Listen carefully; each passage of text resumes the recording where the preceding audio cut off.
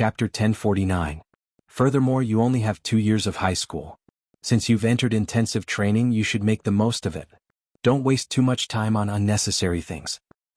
I have a ready-made house. If you want to live in it, I can go to Xiaoyue and get the key to open the door. He said it as a precaution so that Yi Qian would have a place to live immediately after moving out of school and wouldn't have to look for another place to live. When Yi Qian said that she would stay temporarily, he didn't think it was a long-term plan. However, at that time she was extremely resistant to him and restricted him a lot, so he didn't dare to interfere too much. Now that his status was different, he was confident that he could consider his future girlfriend's future as her future boyfriend. Yi Qian's first thought was to refuse, but when he heard Xia Jinyuan say, "Uncle Qin is almost 50 years old now. Little fox, you need to grow up as soon as possible so that he and Uncle Zhen can live in the village without any worries and enjoy a retired life." His words hit Yi Qian's Achilles heel and he couldn't refuse. Xia Jinyuan waited for her to nod her head. The military man's swift and decisive actions were immediately revealed when it came to this matter. First, he asked Yi Qian to call Principal Chen and ask if he had already spoken to the school and if the school agreed to let her move out of school temporarily. Then he called Xiaoyue and said that he wanted to borrow her house for Yi Qian to move in. In reality, he was just taking back the key that Xiaoyue had kept for about 2 months. Principal Chen had already spoken to the school and told Teacher Tong that they would move out as soon as they found a house. Now that he heard that Xia Jinyuan had a house, Principal Chen laughed and said, "Then we don't have to be polite with him. Let's live there for 2 years. Major Xia will pay for everything."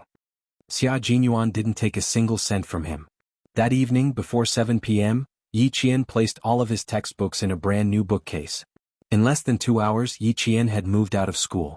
At 7 o'clock in the evening, Xia Jinyuan, who only had 3 days of rest, had to rush back to the anti-chemical regiment to report. While Yi Qian was still packing up in his room, he had already left without saying goodbye. "Little Jian, Major Xia is indeed good to you. He's also an excellent person. I have no objections. But there's one thing I need to tell you. No matter how outstanding Captain Xia is, it's still his ability. As for you, you can't relax at any time. Always remember that you're a soldier. A soldier who needs to rely on his own hands to fight and doesn't need to rely on any connections." Xia Jinyuan taught Yi Qian how to be an outstanding soldier, while Uncle Chen and Uncle Zhen taught Yi Qian how to be self-reliant, self-loving, and most importantly, self-respect. A girl is not a flower. She can also stand tall and proud in this world. Her efforts will not be in vain. She will be rewarded. Yi Qian kept every word they said in her heart. When she heard what they said, she nodded solemnly and said, "Don't worry. No matter what status Major Xia has, I won't rely on him for what I want. I can rely on my own 2 hands to fight for everything I want." "Good girl, we've always believed in you." Out of so many children, why did his Uncle Zhen value Yi Qian so much? Although she had outstanding abilities, there was also her character. Abilities were important, but character was even more important. Yi Qian, who had no one to rely on in her previous life, had already developed an independent character. In this life, she was reborn with regrets and hatred from her previous life. Revenge was not her main focus. After going through so many difficulties, she finally understood that her own abilities were the foundation of the world. Chapter 1050. Even if she wanted to take revenge, she had to have the ability to do so. In this lifetime, Yi Qian had never given up on destroying Yi Jifan's family. She had been working hard to improve herself so that one day, she could defeat Yi Jifan's family in one fell swoop. She had never given up and always worked hard. She wanted Yi Jifan to know that Yi Qian was not to be trifled with. Yi Qian was not to be trifled with. Yi Jifan had already known when she tore up No. 1 middle school's admission letter. Until now, his daughter Yi Ying had been forced to transfer from No. 1 middle school.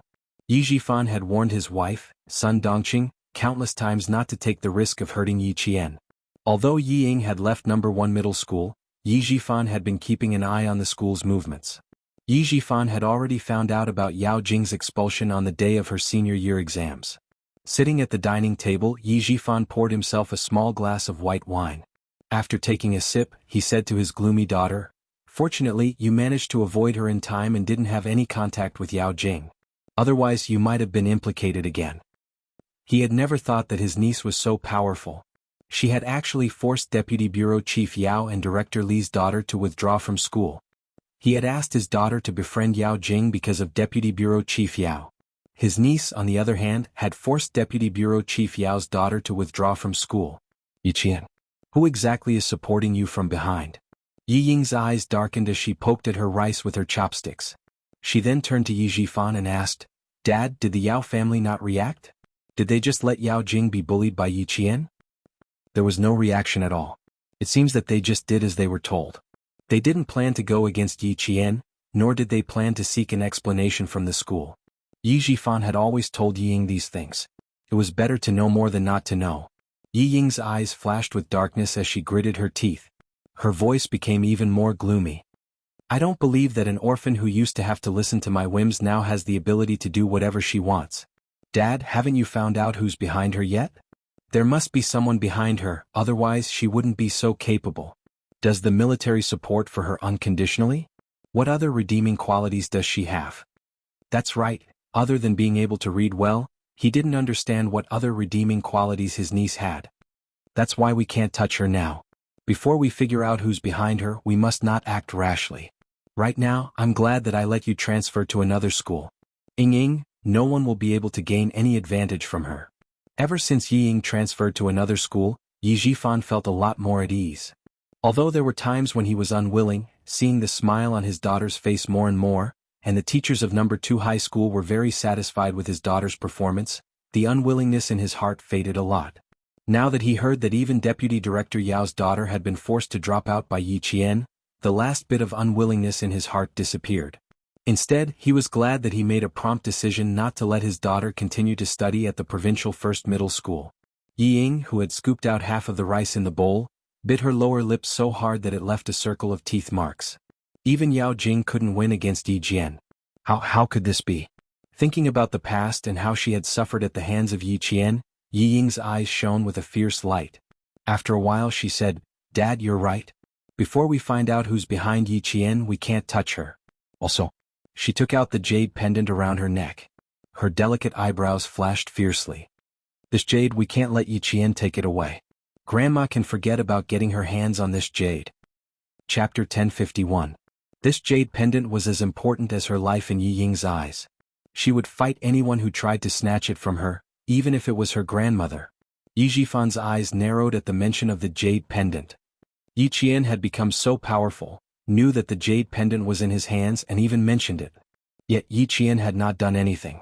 It was as if she had completely forgotten about the jade pendant. How could she forget? He had experienced her memory firsthand. It was impossible for her to forget. Since she hadn't forgotten, why didn't she ask any more? Or did she not care about what the jade pendant represented? Did she not care that the jade pendant was actually her mother's legacy? For a moment, Yi Jifan could not figure out what Yi Qian wanted and what she wanted to do. The sliding door of the dining room opened. Sun Dongqing, who had been busy in the kitchen, walked out with a dish in each hand. Come. Drunken snail and flour crab. These are all your favorite dishes. As soon as she came out, Yi Jifan gave Yi Ying a look, and the father and daughter stopped talking. They could not mention Yi Qian in front of Sun Dongqing. The moment they mentioned Yi Qian, the house would be filled with gunpowder. At the same time, it was very likely that she would run to school to cause trouble again. Therefore, the father and daughter rarely talked about Yi Qian in front of her to avoid unnecessary trouble. Yi Qian had chosen to forget about the Yi family ever since Yi Ying transferred schools. Even Xia Jinyuan warned her not to go against Yi Jifan for the time being. Before she was 100% sure that she could defeat Yi Jifan, she would not take the initiative to provoke him. The midterm exam results came out 3 days later. As expected, Yi Qian topped the second-year cohort. When the results came out, the whole cohort sighed. She had taken 11 days off and still managed to get into the top class. Her ability was unfathomable. They could not catch up to her. When the teachers of Class 1 saw that Yi Qian was the top student in every subject, their complaints about her taking 11 days off also disappeared. A student like her was a natural scholar. Even if she studied on her own, she would probably be able to rank first. Teacher Tong was also relieved. As the head teacher, she was most worried about Yi Qian's absence and his absence at night, which would affect his studies. Now that the results were out, all the teachers, including Principal Chow, were relieved. Yi Qian, who had already moved out of the school for 3 days, did not care about the results after the exams. Other than the Chinese essay, which she was not confident about, she knew how she would score for the other subjects. She already knew what was going on, so she wasn't too surprised when the results came out. Even when he saw that he was in first place, Yi Qian's expression was still indifferent. When the other students saw this, they couldn't help but lament in their hearts. This was the difference. Results and scores were like numbers to her, numbers that were not worth mentioning. Your results will definitely be noticed by the admissions teachers of Tsinghua University and West University. You're so much better than second place. When Yi Qian's results came out, Meng Wen was the first to mention the direct admissions. His tone was somewhat sour. The teachers of Tsinghua University and West University haven't left yet. They'll definitely let you go later. Yi Qian already knew what Meng Wen was thinking. Before she could answer, Jiao Hai had already answered, "Don't worry. Yi Qian already said that she won't participate in the direct admissions of Tsinghua University and West University. She won't fight for a spot in the cohort. I don't believe that she would give up such a good opportunity." Meng Wen stiffened his neck and retorted.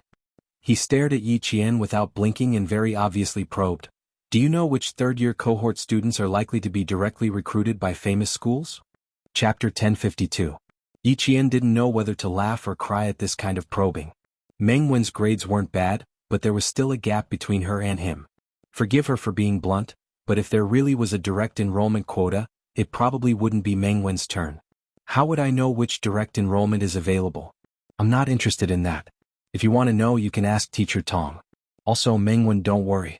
Tsinghua and West University's direct enrollment quota won't include me. You don't have to think of me as an imaginary opponent. Instead of thinking about getting a direct enrollment quota, why don't you do well in your only 2 years of high school and build a solid foundation? Even if you don't get a direct enrollment quota, you don't have to worry about not being able to get into Tsinghua and West University. After all, the direct enrollment also depends on the score. If your score isn't good, you won't be able to get a direct enrollment quota no matter how much you want it. Yi Qian directly reminded Meng Wen that instead of always thinking that she would take up a direct enrollment quota, it was better to work hard and use the score to speak for itself. If your score was high, why would you need a direct enrollment? Meng Wen's face turned red when she heard Yi Qian's words, but she couldn't refute them even if she wanted to. Moreover, she knew that he was reminding her for her own good. She moved her lips and softly said, "I understand, thank you," before walking away awkwardly. And Jessen, who was next to her, was laughing so hard that she couldn't take it anymore. Yi Qian couldn't help but laugh and say, "Don't laugh until you're out of breath." Meng Wen was worried and asked me what was so funny about you. No, I'm not laughing at what she asked you. I'm laughing at her probing. Aoyo, how is that probing? She might as well have asked you directly if you would take up a direct enrollment quota. Why are you so funny? Don't be the pot calling the kettle black. You're very funny in my eyes too. Yi Qian couldn't help but laugh until his eyes turned into crescents. Meng Wen was a little narrow-minded, but she didn't have a bad heart. When she was awkward, it gave her a headache. When she was petty, it made Lu Xiang go crazy. In short, she was an awkward girl. And Jessen had always known how funny she was in Yi Qian's eyes. She looked at Yi Qian, who was laughing until his eyes were like lines. After a while, she sighed and complained, "It's a pity that you've moved out again. Once you're out, the dorm room's not as fun as it used to be." "No, I should say that once I move out, you won't be able to find anyone to teach you about mathematics and physics." Yi Jian pointed at the question left over from the mathematics class and raised her eyebrows.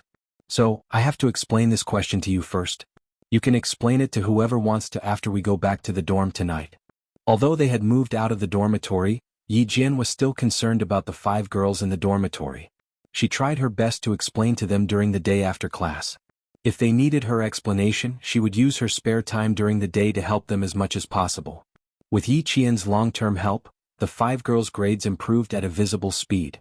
By the time the second year of high school ended, all 5 girls were in the top 30 of the cohort. Yang Yi, Li Qian, Lu Lizhen, and Zhang Yueyan's parents saw their daughter's grades climb from the bottom to the top. They all went to school on the day they received their notice before the exams and insisted on thanking Yi Qian. The teacher said that as long as their daughters could maintain their grades, they would have no problem getting into the top universities. They didn't have to worry at all. Why did they send their children to the province's #1 middle school? Wasn't it to let their children get into a good school and stand out? Chapter 1053. Now that there was hope, the parents were extremely grateful to Yi Qian. It was also on this day that Jessen found out that even the chubby and slightly self-abased Li Qian was actually a child of a rich family, especially Zhang Yueyan. According to Zhang Bin, her father's car was worth at least 1,000,000 yuan. Regarding this, Jessen really wanted to have a chat with Yi Qian immediately to get over the shock. And Jiasin, whose hands were tightly held by Zhang Yuan's mother, had a stiff expression on her face. She tried her best to smile naturally and replied delicately, "Auntie, I will definitely tell Yi Qian when I get back, but I really can't accept your gift on behalf of him. Yi Qian has never thought of getting anything in return for tutoring us. Auntie, you really don't have to stand on ceremony. I've known Yi Qian for 5 years and know him too well. If I accept your gift today, he will definitely punish me to do at least 10 test papers. Auntie, can you bear to see me do 10 test papers? It's too miserable to do homework during the holidays." And Jiasin's teasing was not silly, but rather she had a high EQ. Her words made all the parents laugh. They joked, "That's pretty good. We were hoping that Yi Qian would punish them to do test papers too. Mom, don't put the adult's gift in our dormitory. I already said that Yi Qian wouldn't accept it, but you just had to bring it over." It was snowing heavily in Nan province. Zhang Yuan wore a red down jacket and sat by the bed. She said helplessly, "Yi Qian really doesn't need it. You and Dad can take it back." After Zhang Yuan spoke, Lula's hen and the other two also asked their parents to bring the gifts back. Looking at the bags of high-end goods in the dormitory, and Jiasin secretly held her forehead. Interacting with a bunch of rich people was really stressful. If she really accepted these gifts and lost 1 or 2 items, she wouldn't be able to afford the compensation. She definitely couldn't accept the gift. Even if she did, she wouldn't be able to hand it over to Yi Qian. After the final exams, Yi Qian left the school on the same day. She had already told herself that she would not be coming back to collect the notice, nor would she return to the village. So she did not know where Yi Qian was now. It was snowing heavily in the southern province, while the sun was shining brightly in Hainan. The sky was blue, the water was clear, and the sunlight shone on the seabirds. There was no hint of winter at all.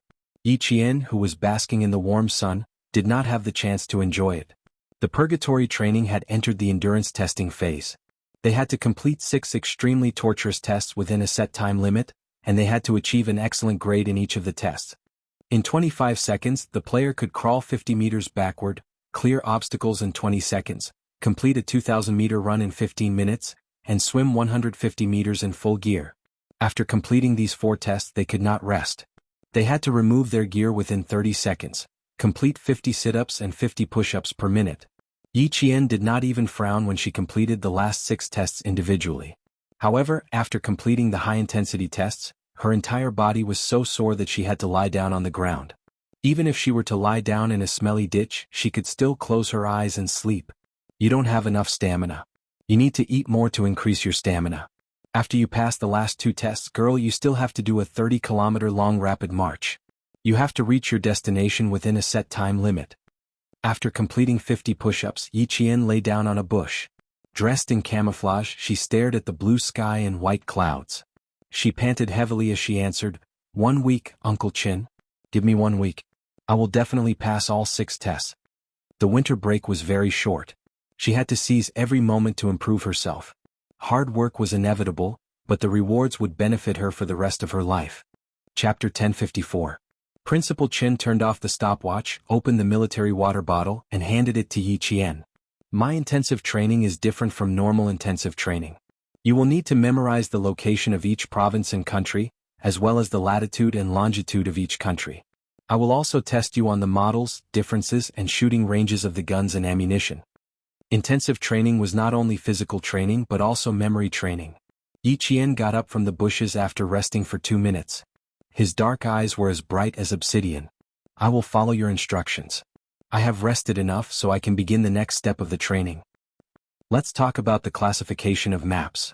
Since Major Xia still hopes that you can command, you must know about maps." Headmaster Qin opened a light aluminum folding table that was used for marching. It was 50 centimeters long and 30 centimeters wide. He spread out a military map and said in a stern voice, "Maps can be divided into normal maps and specialized maps. According to their uses, they can be divided into teaching maps, political maps, military maps, flight maps, and so on. Next, I will talk about military maps, which include sea maps, aviation maps, and other specialized maps. Military operations cannot be separated from maps. Maps are used to reflect information about the terrain and landforms. Maps are the eyes of the military. They are a silent guide. No matter what, you must understand them and be able to draw them immediately. You need to have a certain level of knowledge about how to recognize and use maps, as well as 6 basic elements to complete the drawing of a military topographic map. Principal Chen was very knowledgeable and his teaching was very detailed. His low and deep voice allowed Yi Qian to listen attentively and quickly digest the professional knowledge. The plane Cartesian coordinates on a military map are different from the Cartesian coordinate system in mathematics. The longitude is the vertical axis x, and the equator is the horizontal axis y. Look here. He pointed lightly on a military map with a pencil, indicating for Yi Qian to see it clearly. Here is the vertical axis x, and here is the horizontal axis y. Yi Qian had always absorbed such profound and difficult professional knowledge very quickly. Principal Chen only needed to explain it once and give an example to understand it. Magnetic azimuths are widely used in military operations, artillery, aviation, and navigation. When drawing a military map, you must understand this and be able to clearly mark it. For example, like this. Principal Chen took out a piece of white paper and quickly drew with a pencil. After a while, a simple military map appeared on the white paper. After learning how to draw a military map, you also need to know how to study the map on the map. According to the characteristics of the military units, the mission, the enemy situation, and the weather and season, you need to make a comprehensive analysis, research, and judgment. Only after you understand and grasp everything can you decide on a combat operation. This was the knowledge that a commander needed to know. It was also the ability that a special forces soldier had to possess. Yi Qian listened attentively and was even fascinated.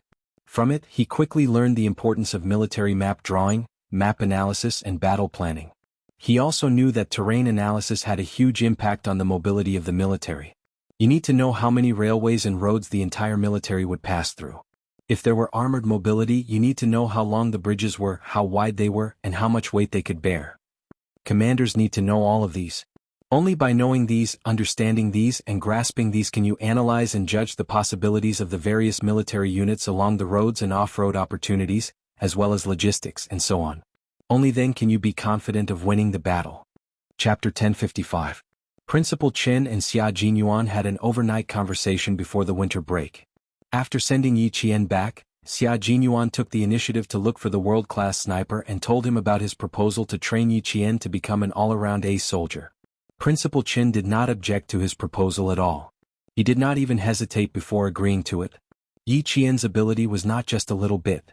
The more he spent time with her, the more he could see her outstanding ability and super adaptability. He could also see her tenacity that did not match her delicate appearance. Like a tree standing tall and proud. Like the sea, vast and boundless. Like a well, unfathomable. The more her teachers taught her, the more they cherished her talent. They wished they could teach her all the best knowledge in the world. Sometimes they even worried if they could beat her. This was because the speed at which she absorbed knowledge was so fast that it shocked everyone who had taught her. From military maps to military command, and then to military tactics, Yi Jian spent the entire winter vacation going through the hellish training of ice and fire. At the same time, she crazily absorbed the knowledge of the field that she had never been involved in. Principal Chen was amazed by her ability to absorb knowledge, while Yi Qian was amazed by Principal Chen's erudition. Tactics are also known as the art of using troops or the art of command. According to the basic types of combat, tactics can be divided into offensive tactics and defensive tactics. According to the military types, arms and tactics involved in the tactics, they can be divided into military tactics, troop tactics, and contract tactics. According to the scale of the battle, they can be divided into army tactics, troop tactics, and detachment tactics.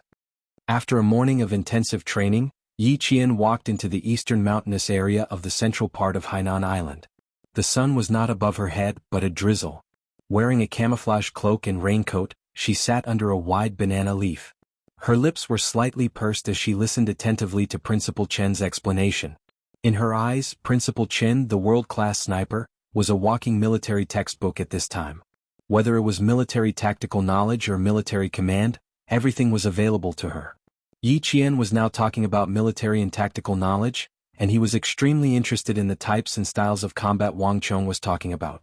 In battle, regardless of whether you are attacking or defending, you should establish the fearless mentality of actively eliminating the enemy, the spirit of not being afraid of sacrifice, and the determination to fight bravely. However, you must remember that the country did not groom you to sacrifice yourself. You must be prepared to sacrifice yourself, but the ultimate goal is to destroy the enemy. In any battle, You must pay attention to protecting yourself, especially against the attacks and interference of the enemy's high-tech weapons and equipment. A commander must first be well organized, fully prepared, and know how to judge the situation and fight flexibly.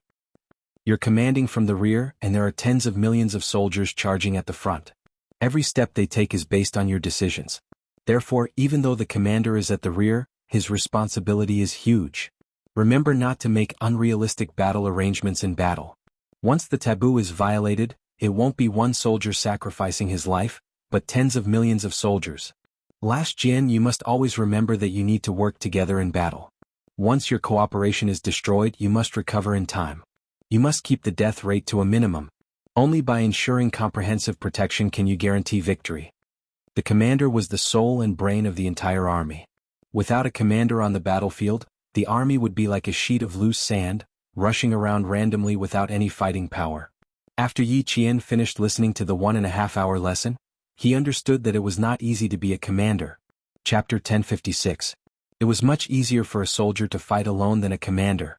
A soldier could quickly make decisions that were beneficial to his team based on his own judgment, but a commander was different. A commander had to be in control of the overall situation, know how to deploy troops, know how to coordinate, and when there was a disruption, immediately and quickly adjust tactics to ensure victory. After knowing all this, Yi Qian was even more impressed with Xia Jinyuan's ability. At the same time, Yi Qian was a little curious about Principal Chen's past. Such a powerful person, why did he choose to retire? In the past, she naively thought that Uncle Chen was just a world-class sniper, but after this winter's intensive training, she finally understood that the retired soldier in front of her was not as simple as he seemed. How could a world-class sniper who understood military command be simple? Uncle Chen, can I ask you a question? Yi Qian, who had put away the folding stool, asked hesitantly, I want to know why did you choose to retire? Principal Chen, who had finished putting away the rain-cloth, turned around and joked, You held back for so many days before asking. Is it hard for you to hold back? A little, but I was afraid that it wouldn't be appropriate to ask, so I held back. Yi Qian pursed her lips and smiled. So Uncle Chen had already seen through her curiosity and was waiting for her to ask. Since that was the case, did that mean he could tell her? Indeed, he could tell her. It would be good for her to know a little. After Principal Chen smiled, his expression became a little more serious as he recalled the past. After the founding of the People's Republic, our country had always been forming its own special forces. At that time, we weren't considered special forces, we were only considered kings of soldiers. Because our country's first special forces were formed in 1988, and at that time I had already retired. At that time, the kings of soldiers had to understand things that their comrades didn't. Their bodies had to be strong and their intelligence had to be superb. They had to be able to cross swamps, walk across icy seas, climb cliffs, destroy packs of wolves and destroy snake dens. Back then, we didn't have as much high-performance equipment as we do now, so we had to rely on our own abilities. You had to know military command and you had to understand battle tactics. If you were released, you would be able to lead a regiment into battle. If you were released, you would be able to fight alone and secretly destroy the enemy. About 7 years ago, we went on a big mission. Out of 10 kings, only 4 came back alive. Although I came back alive, my identity was exposed, and I was given the identity of a world-class sniper. This identity wasn't given to me by the country, but was spread internationally. Because of this sudden identity, the military erased my identity after about 3 months of deployment in order to ensure my safety. I became a soldier who sacrificed on the international stage but was actually still alive. I have made too many enemies and exposed my identity. Retiring is the best choice. This paragraph was like a piece of history. It made Yi Jian understand how difficult and cautious the country was at that time. She also understood why it was still keeping a low profile and carefully hiding the military power of the country that was rising day by day. All of this is because we haven't had the best opportunity yet. All of this is because we are different from the developed countries. All of this is because we still need to work hard in secret and wait for the big countries to rise up. And that wasn't too far away. From the launch of satellites, the success of carrier rockets, the appearance of aircraft carriers, autonomous fighter jets, ballistic missile technology, military power was slowly revealed to the world after entering the 20th century. That would be the true rise of a great country. Chapter 1057. After listening for a long time, Yi Qian said softly, Uncle Chen, did you feel that it was a pity? He was so capable but he had no choice but to retire. He could have gone further, but in the end he erased his identity and became the principal of a middle school in town with another identity. Did you feel helpless? Pity? Principal Chin didn't feel helpless about retiring in such a way. He calmly accepted the army's arrangements. He smiled brightly at Yi Qian. There's nothing to pity. We will all retire. It's just that it's a little early, but it's not too early. It's only been 10 years since I retired in 1987, and now it's 1997. Although I've retired in these 10 years, I've always done some small things for the army. I've never felt like I've left. It's just a change of position. Besides, if I hadn't retired, I wouldn't have met such a good seedling like you. I don't have any regrets. I have a successor. There was no helplessness, no pity. He just felt a little empty sometimes. Now that he had a successor, how could he feel empty? He would pass on everything he had learned to the next generation, and let the next generation continue to guard this territory. He had no more regrets. With this understanding, Yi Qian understood that what he knew today was the result of his hard work in the past. From the beginning of the purgatory training at the end of November until the winter break in Hainan, a total of 26 days of purgatory training. In less than half a year, Yi Qian was once again reborn. He successfully challenged one physical and mental limit after another. Under Principal Chen's constant pressure, Yi Qian met all 6 standards of endurance training. The 30-kilometer long-distance rapid march was 11 minutes earlier than Principal Chen's estimated time. He reached the passing standard for a Special Forces soldier and even exceeded it. Sweat more in peacetime, bleed less in wartime. After such intensive training, Yi Qian understood the meaning of this sentence. From the second half of 1997 to the second half of 1998, Yi Qian continued intensive training for a year. His mind and body received a whole new level of training, allowing him to move unswervingly towards his goal. From the second year to the first half of the third year of high school, Yi Qian was about to graduate after sending off Yang Heng and the others. On the blackboard was the words, "Countdown to the college entrance examination." With each passing day it would decrease by 1 day. The atmosphere in the class had always been tense. They were doing their best to prepare for the college entrance examination next year. This year, the results of the provincial first high school's college entrance exam were quite good. There were 12 students who entered Hua University and Shi University. Among them, there were even a few examinees who had been accepted by foreign universities. With heavy capital No. 1 middle school in the province achieved the best results in the past years. They successfully suppressed the news of Yao Jing jumping off a building with their own abilities and did not let the reputation of the century-old school be tarnished. Yao Jing's suicide attempt had been brought up from mid-November last year until April this year. Even though she had ended up in the juvenile detention center, many parents still felt that the school was responsible for this and that it was the school that did not teach this student well. Just as Xia Jinyuan had said, Deputy Bureau Chief Yao and Mother Yao did not press charges. Mother Yao found a lawyer and prepared for about 3 days. Very soon, something unexpected happened. The Provincial Commission for Discipline Inspection suddenly implicated Mother Yao in the corruption case. It also exposed that she had forced a girl to leave for her daughter Yao Jing. The investigation by the Commission for Discipline Inspection resulted in Mother Yao and her daughter being imprisoned. Chapter 1058. Although Deputy Bureau Chief Yao was fine, he was more or less affected. He was transferred from the provincial government to a city. He no longer had the power he had before, and it was difficult for him to return to his previous peak. Yi Qian didn't pay much attention to these things. She focused on intensive training. Other than the 6 hours of sleep every night, the rest of her time was very full. After learning, she trained non-stop, one training after another. She crawled forward in the mud, flipped in the waves, ran and climbed non-stop. When the summer vacation came, she ran all over the world. She ran to Xia Jinyuan twice but failed. He didn't even know where she was training and there was no news of her. This result was not surprising to him. As a Special Forces soldier, they had only spent a short time together. It was impossible for them to be in a relationship all day long.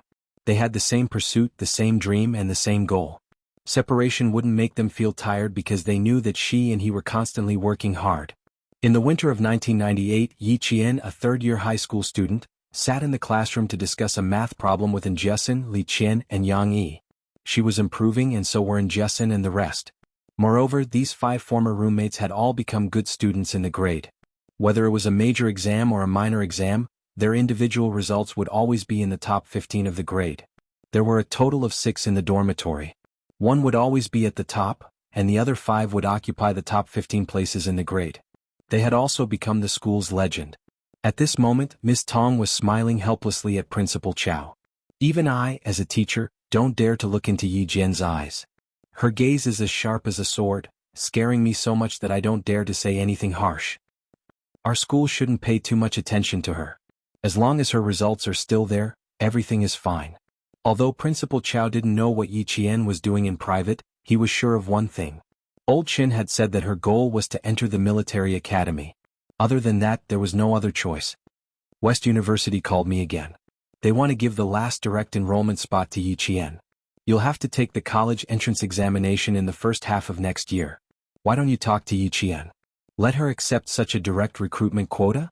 Ever since last year's midterm exams, Tsinghua University and West University had been contacting the provincial first high school in order to snatch Yi Qian to their school. Heavy snow began to fall outside. The 1998 winter seemed to have arrived much earlier than the 1997 winter. The first snow was also much heavier than the 1997 winter. Holding a porcelain cup filled with hot water, Principal Chow pondered for a moment before saying, "We can't delay this any longer. We need Yi Qian to give us a clear answer. How about this afternoon? Tell her to come to my office for a chat." It was nearing the last midterm exam for the third year of high school. It was time to give the school an answer regarding Yi Qian.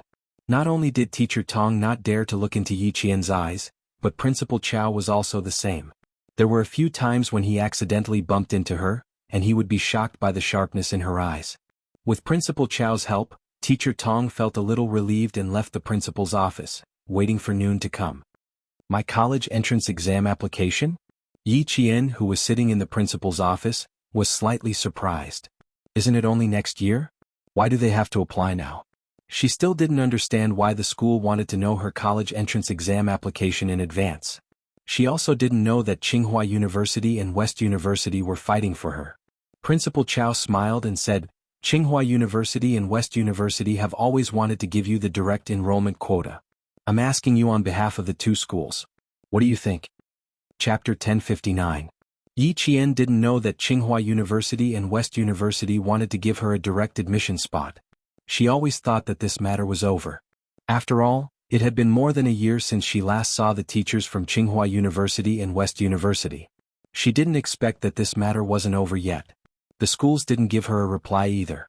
After thinking for a while, Yi Qian smiled faintly and said, "I can only thank the teachers from the two schools for thinking so highly of me. I don't plan on applying to Tsinghua University or West University, and I definitely don't plan on taking a direct admission." Her words surprised Teacher Tong. She quickly advised, "Yi Qian, the opportunity is right in front of you. All you need to do is nod your head. Why don't you think about taking a direct admission? Tsinghua University and West University are the most famous universities in our country. They have many talents in the fields of science, academia, economics, and so on. It can be said that every student is proud to get into Tsinghua University or West University. I don't understand why you would give up an opportunity that others dream of. Is there some unspeakable addiction? Or do you have other plans? Thoughts of going abroad?" If Yi Qian had plans to go abroad, Teacher Tong definitely wouldn't stop her. More importantly, she had never seen Yi Qian have any plans to go abroad. Lu Lizhen and Yang Yi, for example, had plans to go abroad in the second half of their second year of high school. If Yi Qian didn't plan on going abroad, then what was the reason? Principal Chow didn't ask immediately. His gaze was slightly dim as if he was thinking about something. When he went to Fujian Town High School that year, Old Chin said, "This child's goal is a little different, but she will definitely be willing to fight for the glory of our country." A little different goal? Just how different was Yi Qian's goal? "You probably don't plan on going abroad." Principal Chow, who had been silent for a while, spoke. His voice was slightly restrained and he spoke with a serious tone. "Yi Qian, are you sure you want to give up on Tsinghua University and West University's direct admission spots? So easily giving up an opportunity that others dream of." He really wanted to know why Yi Qian would give up on it. Tsinghua University and West University, which family's child got in? They would set off firecrackers and throw banquets to celebrate. There were only 2 spots for direct recruitment from Tsinghua University and Shi University in the entire province. One spot was given to a boy from Class 2, and the other was waiting for Yi Qian's approval. Yi Qian had always been very clear about his goals. Without any hesitation he smiled and said, Last year when I found out that Tsinghua University and Xi University had direct enrollment quotas, I gave up. Or rather, I never considered those two schools. Shida University is one of the most famous institutions of higher learning in China and even in Asia. It has a history of over 100 years and has produced countless great people and academic masters. As for Tsinghua University, it is the only university in the history of our country to have been established as the nation's top institution of higher learning. It is a majestic institution, and a university like this is definitely the university that every student in the country dreams of attending. I'm very grateful to the teachers of the two schools for thinking so highly of me, but it's true that this is not my personal goal. Since the second year of junior high school, my goal has only been to work hard to get into the National Science University. After so many years, it hasn't changed. Principal Chow, Teacher Tong, I'm willing to give up the direct enrollment quota and give it to students who really need it and have the ability to enter the two universities. Yi Qian's words caused the office to fall silent. Teacher Tong's gaze was already sizing up Yi Qian from head to toe. She had heard Yi Qian say that he wanted to apply for the National Science University. Every year, there would be students from the century-old provincial first high school who were admitted to the military school. However, students who were admitted to the National Science University were extremely rare. There wouldn't even be one in a few years. Chapter 1060. If she remembered correctly, it had been 4 years since the last batch of students who got into the National University of Science and Technology. Plus, all of the students who got into the National University of Science and Technology were male. There wasn't a single female student. Yi Qian wanted to get into the National University of Science and Technology. She had taught a few batches of graduates, but this was the first time she heard a girl say that she wanted to get into the National University of Science and Technology. Teacher Tong looked at Yi Qian not because she was suspicious, but because she wanted to see if Yi Qian was really determined. She said she wanted to get into the National University of Science and Technology. With her current results, it wasn't difficult. On the other side, Principal Chow asked with interest, Yi Qian, is this your personal decision? Or did someone suggest that you give up on the two famous schools and get into the National University of Science and Technology? Old Chen was a retired soldier and took good care of Yi Qian. He raised her like she was his own daughter. If he had any suggestions, Yi Qian would definitely listen to them. In the past, I really didn't think about getting into the National University of Science and Technology. I didn't even dare to think about going to high school. Later, it was all thanks to Uncle Chen's advice that I didn't muddle through my days. I was also influenced by Uncle Chen. From then on, I set the National University of Science and Technology as my goal. It has never changed. This is the only university I want to get into.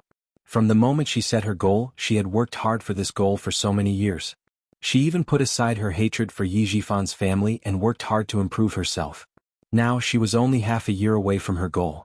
She had put in so much effort, and there was still a very important person waiting for her to get into the National University of Science and Technology and wear the military uniform. No matter how tempting the enrollment conditions of Tsinghua University and West University were, it couldn't shake her determination. Good, very good. Yi Qian, it has been 7 years since our school's last female student got into the National University of Science and Technology. We will wait for your good news in next year's college entrance exam. Principal Chow absolutely supported Yi Qian's decision. He even thought that she wouldn't have any problems getting into the National University of Science and Technology. Yi Qian, who could usually score 723 points and above, would have no problem applying to the National University of Science and Technology of China. If there was no problem with his score, there would be no problem with his body and character. Teacher Tong didn't say much. She just smiled and patted Yi Qian's shoulder. Her kind smile was filled with encouragement. She said softly, "Work hard and work towards your goal. One day you will definitely get what you want. Teacher is also looking forward to seeing you walk into the military academy and put on that solemn and sacred military uniform." I will definitely get what I want. Yi Qian smiled. Her brows were as bright and beautiful as the sun. She was so confident and so proud.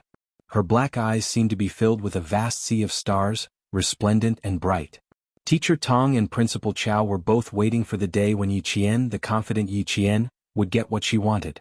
Yi Qian, who gave up on the direct enrollment spot for Hua University and Xi University, caused another stir in the provincial first high school.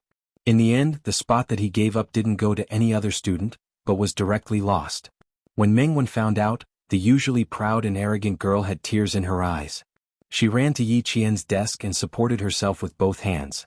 Her breathing was a little heavy as she asked, "Yi Qian, did you give up on the direct enrollment spot because you promised me last year that you wouldn't take up the direct enrollment spot?" After a year of being together, even Meng Wen, who had always secretly competed with Yi Qian in her studies, had to admit that Yi Qian was definitely a girl who kept her promises. As long as she promised something, she would do it no matter how difficult it was. Chapter 1061. Seeing the guilt in Meng Wen's eyes, Yi Qian couldn't help but laugh. "Why are you crying for no reason? I didn't promise you anything. I just wanted to tell you that I really didn't want the direct enrollment spots from the two schools. I didn't before and of course I don't now." Then he sighed regretfully.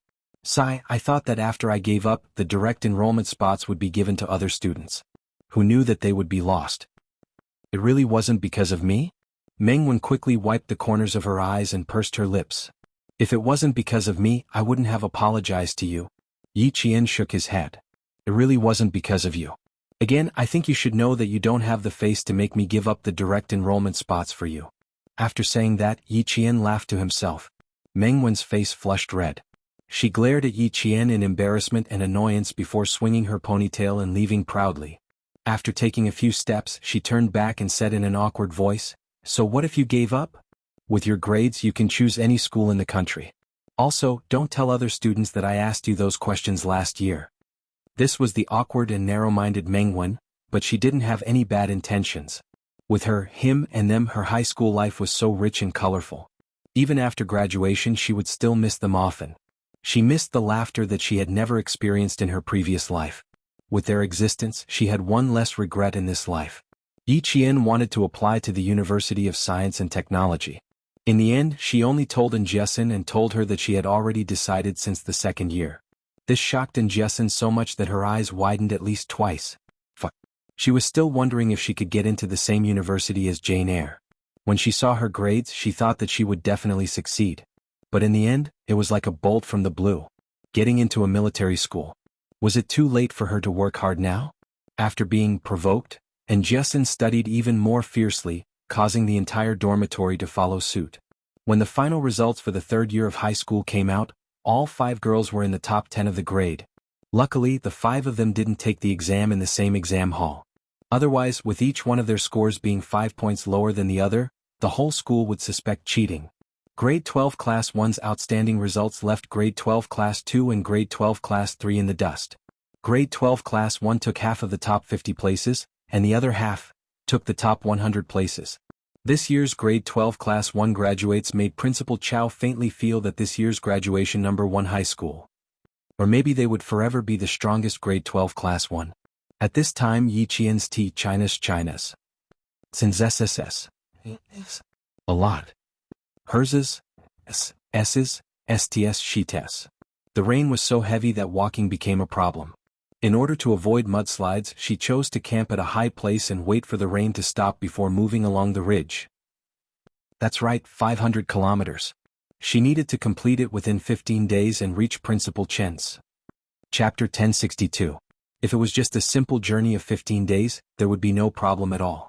But here came the main point. Not only were there poisonous snakes and leeches in this area, there were also drug and money trading scenes. Principal Chen said that there were often fights in this area, and sometimes there were even border and drug enforcement officers. She had not encountered drug trading scenes or border and drug enforcement officers yet, but she had seen plenty of poisonous snakes and leeches. Leeches were especially common during rainy seasons. No matter how tightly bandaged her body was, she had already been bitten twice on her neck. By the time she felt pain in her neck, it was usually full of blood. With a slap, its black and slippery body, which was at least twice the size of a leech, had already been sucked until it was round and round. With a military dagger she could see the 2 twisted halves of its body. The bright red blood disappeared as soon as it was washed away by the rain. After dealing with the leeches, there would still be giant pythons. This type of snake was usually not a problem as long as one avoided it, but if one really encountered one, it was inevitable that one would be shocked. Looking at the python that was entrenched with the ancient vines, Yi Qian had to pay attention to her surroundings while keeping an eye on it. When the rain stopped, the python began to leave the ancient vines and slithered into the depths of the forest. In the rainforest, humans could also become python food. The rain was still dripping. Yi Qian put away the raincloth and wiped away the traces she left behind. She took the compass and continued on her way. At around 4 in the afternoon, there was suddenly the sound of dogs barking not far away. Yi Qian did not hesitate at all. She climbed up a tree with both hands and held her breath to prevent being discovered by the dogs. Dogs had a very sensitive sense of smell. When Yi Qian heard the dogs barking from afar, her heart skipped a beat. She was not afraid of the border police's drug detection dogs, but she was afraid of encountering drugs. The dogs that were used to prevent the border police from trading.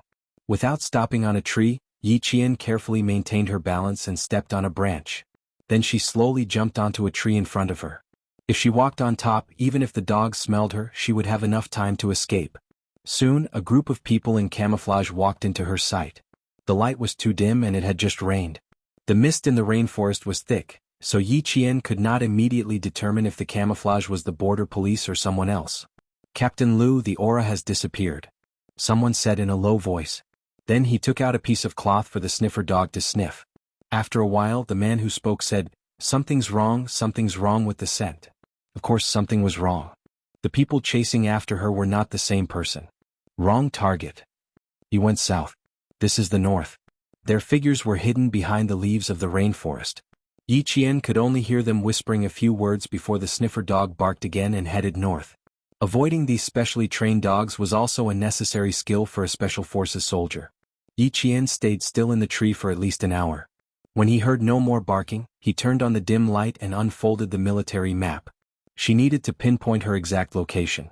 She had just heard the border police say that they should be chasing after the target, and her appearance had led the anti-drug dog to the wrong target. After checking her location, Yi Qian put the map back into the waterproof bag. She quickly jumped down from the tree with the sharp dagger in her mouth. It was past 5 in the afternoon, and the sky was already dark. Yi Qian used the luminous guide to move in the right direction again.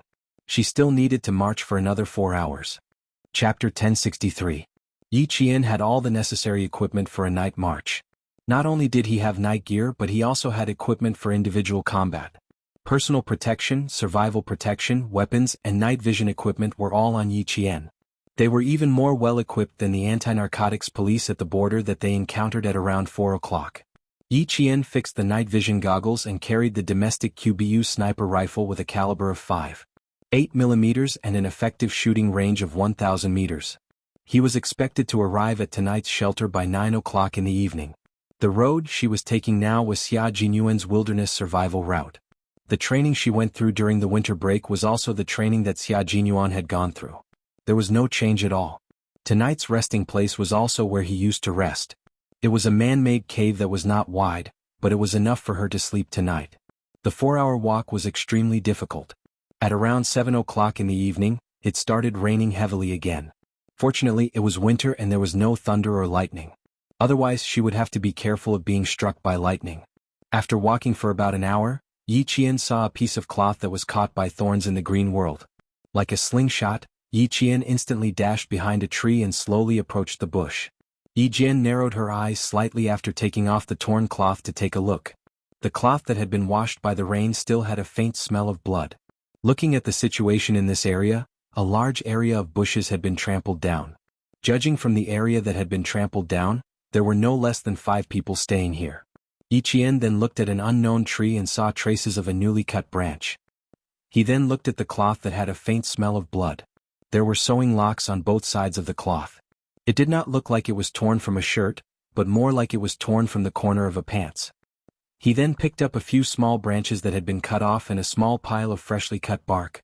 There was blood, fabric at the corner of a pants, freshly cut branches and freshly cut bark. Someone's leg was injured and they had to walk with their legs spread. The traces left behind were not erased. Either they were in a hurry or they did not have the awareness to erase the traces. The border police they had encountered before could be ruled out. They would not have left such obvious traces. Even if they had rested midway, they would have smoothed it out when they left. No one was injured. At least when she saw the small team, no one was injured. It can't be, right? You're so lucky that you've bumped into some of the people thereafter? Yi Qian muttered softly. He put the torn cloth back in its original position and then made a slight change. He tied a knot. Then he found some gravel elsewhere and placed it in a way that the armed police could understand. After everything was done, Yi Qian erased the traces he had left behind, put on his raincoat and marched again. About 10 minutes later, the sound of dogs barking could be heard from the mountains. Not long after, a group of border anti-narcotics police wearing camouflage raincoats appeared where Yi Qian had stopped. "Captain Liu, over here." An armed police officer in charge of reconnaissance pointed at the cloth tied to a bush, and then pointed at the gravel under the cloth. "Slipknot, number of people. Our people have been here." A man who was not burly, even thin, walked over. He was not of good height, but his whole body was thin and cold. He removed the slipknot with his slightly thick fingers and looked at the gravel on a few wide leaves. He pondered for a few seconds and said, "It's not one of our people. Someone discovered it and left a mark to guide us." Chapter 1064. Translator, Henyi Translations Editor, Henyi Translations. Not one of our people? Could it be one of our patrol brothers? Doesn't look like it. Lu Dui took off the cloth and put it to the sniffer dog's nose to sniff. He saw the sniffer dog running in the direction where Yi Jian disappeared. Lu Dui quickly raised his hand, and a group of 7 people quickly followed. It wasn't one of their patrol brothers, and it wasn't one of their people either. Someone had been here before and had discovered the abnormality here. They had left some clues for them. Perhaps it could be understood that someone was helping them. Who was helping them? It was so late at night and it was raining. Who would appear in this rainforest where drug dealers roamed and danger lurked everywhere? They couldn't be sure if it was one of their people, and they couldn't be sure if the person who left the clues was safe. They didn't erase the traces of the drug dealers, but instead left it for them to discover. Perhaps it was safe for them. It was already late at night, and the border police pursuing the drug dealers were still walking in the dense rainforest with their sniffing dogs. The rain-soaked leaves swept across their bodies, faces, and hands, leaving behind rainwater and small cuts on their faces and hands. Yi Qian, who was walking along the mountain ridge, didn't stop. At this moment, she stepped on the dense shrubs and walked in a world of green. Even the rainwater had turned into green lines, splashing down in front of her eyes. There was no light in the rainforest at night. As she walked through the uneven growth of the forest, her military boots stepped on the shrubs. Even the sound of her walking was muffled by the sound of the rain. Did they take the same route? I can see the traces they left behind along the way. Bending down, Yi Jian pushed aside the low bushes and leaves, leaving a clear mark on the green leaves, which were left on the moist mountain soil.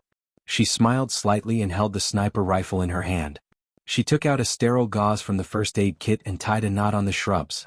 As long as the border police didn't give up on the search, they would definitely find the clues she left behind. When he found out that he was going to take the enhanced survival route that Xia Jinyuan had trained him, Uncle Chen even joked that he would be like Major Xia when he encountered a group of drug dealers who were in the middle of a transaction. Xia Jinyuan's 15-day march ended with 2 extra days, making it 17 days. They spent 2 days following the drug dealers to their manufacturing site and inadvertently helped the border police force to destroy a large drug manufacturing site. He encountered them, but he didn't expect her to encounter them as well. The only difference was that this group of people had already been discovered and were now on the run. After leaving behind the markings, Yi Qian continued to carry the heavy sniper rifle on his back and walked alone in the endless forest. There was not a trace of fear on her face. She walked extremely calmly and fearlessly. She walked on the ridge that Xia Jinyuan had once walked on without any hesitation. On a mountain road about 20 kilometers away from Yi Qian, the group of 5 had no choice but to stop running because of the rain. They hid under the leaves to take shelter from the rain. "Brother Hong, there are still dozens of kilometers to go. When can our people come to help us?" The person who spoke in Mandarin with a local accent. He spoke very quickly and looked around as he spoke. From his expression, it was obvious that he was afraid. For anyone, the fear of the unknown was present at night. Walking on the same mountain road during the day and at night would greatly change one's mental and psychological state. For these fugitives, not only did they have to face the unknown dangers of the night, but they also had to face the danger of being caught at any time. Chapter 1065. A bald man held a makeshift walking stick with one hand. He used his mouth to catch the rainwater and said, "Soon. My men will only come after we pass this part of the road. Don't worry and follow me. You can make as much money as you want in the future." The 5 of them had one thing in common: they were all bald. The leader, who was called Brother Hong, had a special identity. He was the breakthrough point of a big case for the anti-narcotics police. He had successfully broken out of prison when he went out for medical treatment. He had done it very easily, which surprised Brother Hong himself. The other 4 bald men who followed him had just been released from prison a few days ago. For their own dreams of getting rich, they once again walked together with Brother Hong, who they had known for a long time. They only hoped that they could make a fortune in the future. Brother Hong's foot had been hit by a bullet. The bullet was still stuck in his bone and could not be removed. He had only tied it up with his prison uniform and did not do anything simple. He had been on the run all this time. After he finished speaking, he lowered his eyes. A fierce light flashed in his eyes. These people, none of them could be left alive. When he escorted him to the place where his brothers would pick him up, all of them would have to be dealt with. He had promised them well, but in reality he was just drawing a hungry pancake. After resting for less than 10 minutes, the group of 5 had to continue walking. No matter how tired they were, they had to continue. If they did not, they might lose their lives. The nerves and bodies of the 5 people were extremely tense. Facing the heavy rain and the dark rainforest, fear spread like radiation in their brains. They endured tremendous psychological pressure and hurried on. The fugitives had to continue no matter how scared they were. Yi Qian, who was marching on a rainy night, also had to continue walking. 4 hours and 2 hours had passed. They were 1 hour late to the place where they could rest, which meant that they had 1 less hour of sleep tonight. They could only move forward to reach their destination. The rain became heavier again. Yi Qian wiped the rainwater off his night vision goggles. Like a ghost in the rainforest, he passed through the trees and shrubs. Yi Qian, who only had one locator on him, had not spoken to anyone for a few days since he entered the rainforest. He was either faced with poisonous snakes or leeches. Furthermore, he was drenched in the rain every day. Yi Qian's behavior was very normal. There were no abnormalities. He maintained a calm mind to calmly analyze the things that he encountered and the environment he faced. Just like now, normal people would have an instinctive fear in the face of darkness, scream in the face of danger, and faint in the face of something that suddenly appeared. He would think of dangers that he wouldn't have thought of during the day, and he would also bear psychological pressure that he didn't have during the day. Most people would not deliberately try to win. It was very likely that they would choose to avoid it. Usually they would think, I won't take the mountain road at night anymore. This was the thought of a normal person, the most normal thought. But for Yi Qian, for the special forces, there was no turning back. They could only move forward. No matter how scared they were, they had to move forward. Not only that, they had to overcome their fear of the dark. They could not let fear overtake them. This was Yi Qian's progress. Step by step he made solid progress. There were no shortcuts. He had to rely on himself to overcome one obstacle after another. Using his own hard work in exchange for a different life, Yi Qian had used his own blood and sweat to lay the foundation for his future achievements. Wind could not shake him, rain could not stain him. After more than a year of intensive training, Yi Qian's mental and physical qualities were far superior to his peers. Marching at night had become an essential part of Yi Qian's daily routine. When he encountered difficulties, he would overcome them with determination, and when he encountered danger, he would resolve it calmly. Chapter 1066. For example, right now, facing the 5 figures resting in front of him, Yi Qian quietly hid behind a tree, using the leaves as cover to observe their movements. The 5 of them were all bald. They sat together, and from time to time, it could be seen from their faces that they were all tense. Their eyes kept darting around and they looked restless. These people were probably the people the border police were looking for. The leaves rustled from the rain, and their voices intermittently reached Yi Qian's ears. Brother Hong, how much longer do we have? Can you at least give us a definite answer? We've been walking for a day and we still haven't arrived. There's a lot of rain and snakes in the mountains and we're all tired and hungry. If this goes on, we'll collapse before we even get here. Yes, Brother Hong. Give us a definite answer. Sometimes you say they're just ahead and sometimes you say they're not far away. We've been walking for a day and we're all worried and uneasy. Brother Hong, are you sure someone will come to pick us up? Brother Hong, the 4 of us are sincerely following you. Once you tell us someone will come to pick us up, we'll follow you without hesitation. You've seen our sincerity, but Brother Hong, you should at least show us your sincerity, right? The 4 bald men spoke one after another as they surrounded the man in the middle. Yi Qian didn't immediately move away. He quietly waited for the man in the middle to reply. The sound of the rain was very loud.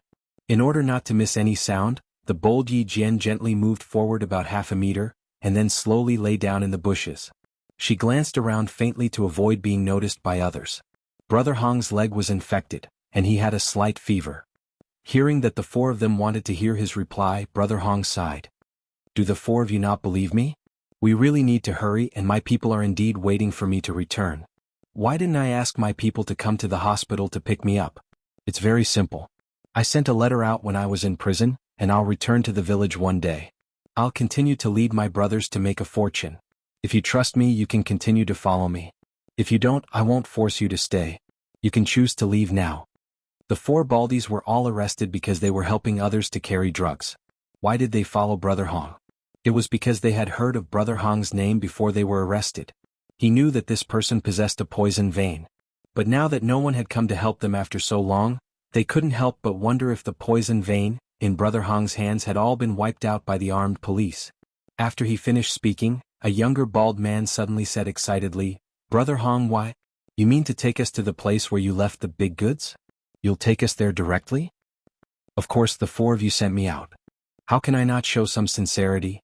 Brother Hong's Mandarin also had a local accent. It was a Sichuan accent that could not be distinguished. He sighed. He really did look sincere. The young man seemed to know something, and his expression became more and more excited. Yi Qian could only hear him saying, "Thank you, Brother Hong. Thank you, Brother Hong. I'll follow Brother Hong from now on. Thank you, Brother Hong. Thank you, Brother Hong." Brother Hong waved his hand. "You guys risked everything to save me. I definitely have to thank you. I'll rest for a few minutes first. We'll continue our journey later." Okay. You rest. The young man looked as if he had seen a rain of money. He immediately treated Brother Hong as if he was his ancestor. Chapter 1067. His actions confused the other three. At least, Yi Qian was still confused when he saw them wiping the rainwater off their faces. When the younger bald man beckoned them to the side and whispered a few words to them, they all became excited. Yi Qian, who focused his attention on Brother Hong, smirked. The four of them turned their backs to him and whispered. Brother Hong, who was resting with his eyes closed, slowly opened his eyes and glanced over.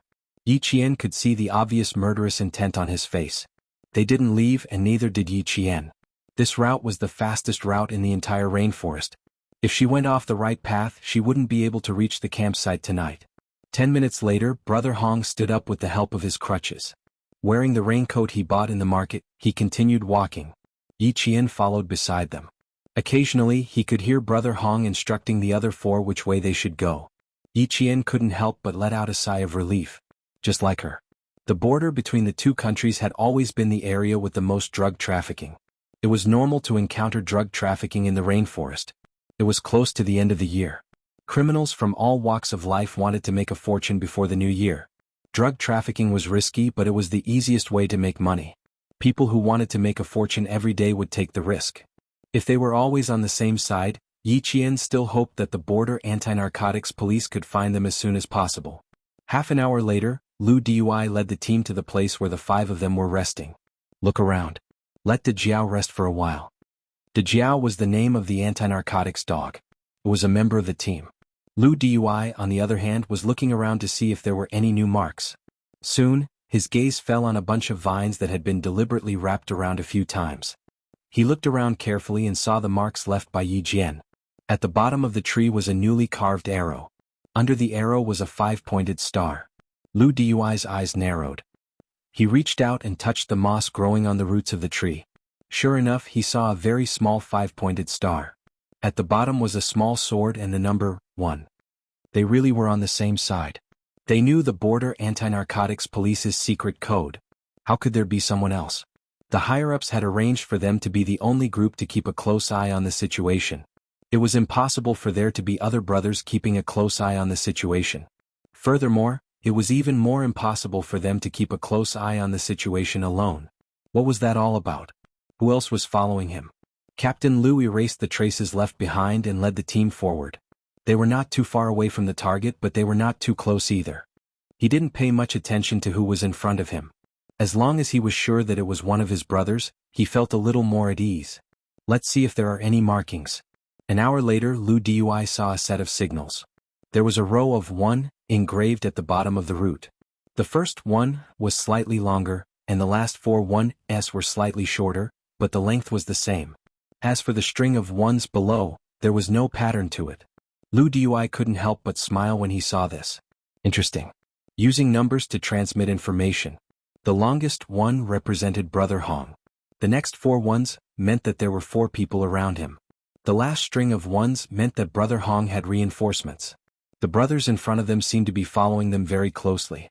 They clearly heard everything that Brother Hong said. Although this provided them with timely information about Brother Hong's whereabouts, if they followed so closely, they wouldn't be able to provide immediate support if there was any danger. Chapter 1068. Fortunately, they could confirm that Brother Hong and the other four didn't carry any guns or ammunition. At most they had a dagger. They couldn't follow too closely. They were still casting a long line to catch a big fish. The brothers in front had to take care of themselves. After that, Captain Lu received more information. While they were still guessing the other party's identity, they didn't find any clues left behind in the next 2 hours. They didn't even find any traces left behind by the target. There were no signs of fighting. Did that mean the brother in front had left alone again? But because he saw it, he left a mark to see if the border police would notice. And if he left this signal, he could guess whether the border police would see it or not. This brother probably guessed the identity of the Brother Hong, who was wearing a prisoner's uniform. How could a normal person wear a prisoner's uniform and walk away? No more marks? Captain Lu, there are no signs of fighting. Nothing should have happened. After the scout finished checking the surroundings, he wiped the rain off his face and said in a low voice, either he left alone first, or he didn't plan on leaving any more marks. Captain Lu pulled his rain hat down a little and glanced at the similarly green world. He said in a low voice, it should be the brothers from other units who are involved in wilderness survival. They noticed the situation and gave us a heads up. There are no signs of fighting. Don't worry about it. Keep moving forward. Yi Qian didn't follow them. She had just arrived at the place where she could rest for the night. Naturally, she didn't need to follow them. Moreover, she felt that the border police seemed to be deliberately lagging behind, following them at a moderate pace. In the end, there wasn't even the sound of the sniffer dog. It was as if the barking earlier had deliberately disturbed Brother Hong and made them run for their lives. The man-made hole was just big enough for one person to curl up and rest. Yi Jian already had experience in sleeping outside at night. She knew what the first step was and what the second step was. First, he used the rain curtain to block the wind and rain. Then, he laid out the moisture-proof mattress and sprinkled some repellent powder around the entrance of the cave. After the simple protective measures were done, he placed the most important sniper rifle inside the cave. Finally, he could go to sleep before 11 o'clock. The rain fell on the rain curtain. The pitter-patter didn't disturb Yi Qian's sleep, but she was quickly woken up. Someone was still moving forward in the rain. Their footsteps were fast but not messy. Their breathing was relatively stable. Yi Qian's mind flashed with the border police team they had met earlier. Calculating the time, it was still less than half an hour before Brother Hong and the others left. He had really calculated the time and maintained a distance of less than half an hour. Yi Qian did not interfere with the border police anymore. They must have seen the message she left behind. If she stayed any longer, she might confuse them even more and tell them that the target they were pursuing had reinforcements, so there was no need for her to leave any more messages. Yi Qian only slept for 6 hours. At 5 o'clock in the morning, Yi Qian had already packed his luggage and set off again in the humid rainforest. At 7 o'clock in the morning, he arrived at the teleportation coordinates. He turned on the locator and sent his location to Principal Chen. This was the military's positioning coordinates. As long as the signal from the locator was sent out, it would be able to accurately pinpoint his location. Yi Qian took her first sip of water since she woke up in the morning and ate a piece of hardtack. She only had 5 minutes to rest before her slender figure entered the endless rainforest in the blink of an eye.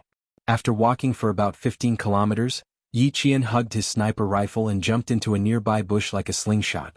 There was the smell of gunpowder and blood. Chapter 1069. Yi Qian was now more sensitive to the smell of rust in the blood and the faint mixture of gases in the smoke. Even if there was a faint odor in the humid air, Yi Qian would still be able to detect it. Yi Qian, who had hidden herself well, didn't immediately move. Only when she thought she could get closer to the smell of blood did she cautiously move forward. It wasn't strange for the smell of blood to appear in the rainforest, but if there was also the smell of smoke, then she needed to be careful. Especially when she was walking on the mountain ridge between the two countries. Yesterday she even encountered a group of escaped drug dealers, so she needed to be even more careful. If it was any other time, Yi Qian would judge whether or not she should go and investigate based on the situation, but this time she had to go and investigate. Brother Hong had previously said that he had reinforcements and wanted to kill the 4 bald men who were escaping with him. This was enough to prove that he had reinforcements and that someone had helped him get rid of the 4 bald men. And there was only a small group of border police officers chasing after them. If they really went against the reinforcements of Brother Hong, Yi Qian wasn't sure how high the chances of the border police officers winning were. She still didn't feel at ease, so she still needed to go and confirm. Yi Jianjian walked to a side of the mountain that was covered by shrubs due to the trees growing in the shade. Yi Jianjian saw a pair of crooked feet looming in the bushes. After the battle, the bushes were filled with the smell of death. The surroundings were very quiet, not even the sound of insects or birds. It was a deathly silence. Yi Qian completely hid herself in the bushes as she moved forward. When she got close to the location of the pair of feet, Yi Qian let out a sigh of relief. There was a black fireball-like tattoo on the neck of the deceased. Just from this point alone, she was sure that this wasn't the border police officers. In the bushes, Yi Qian picked up a bullet. It was China's own 5.8mm bullet used in the Type 87, which was the rifle that the border police officers were issued. There were a total of 6 corpses around the area. Their necks had a tattoo that looked like a fireball. They were all killed by Type 87 assault rifle bullets. Looking at the time, the gunfight that took place here was about 3 hours ago. It was now 8:40 in the morning, and the gunfight would take place around 5 to 6 o'clock in the morning. There were 3 hours between the gunfight and the gunfight. Based on the soldiers' speed, as long as they kept moving forward, they would be at least 35 kilometers away from her. However, based on the current situation, she was afraid that she would be. Before Yi Qian could finish his thoughts, a bird flew out of the mountain and soared into the sky. 1 second, Yi Qian was still deep in thought. The next second, she plunged into the rainforest and headed towards the direction where the mountain birds had fled. Although it was not raining today, the air in the mountains was extremely humid. Yi Qian climbed to a high spot and climbed up the tree like an agile monkey. Under the cover of the leaves, he saw a figure running left and right among the branches and leaves. He picked up the sniper rifle and adjusted the scope to the maximum.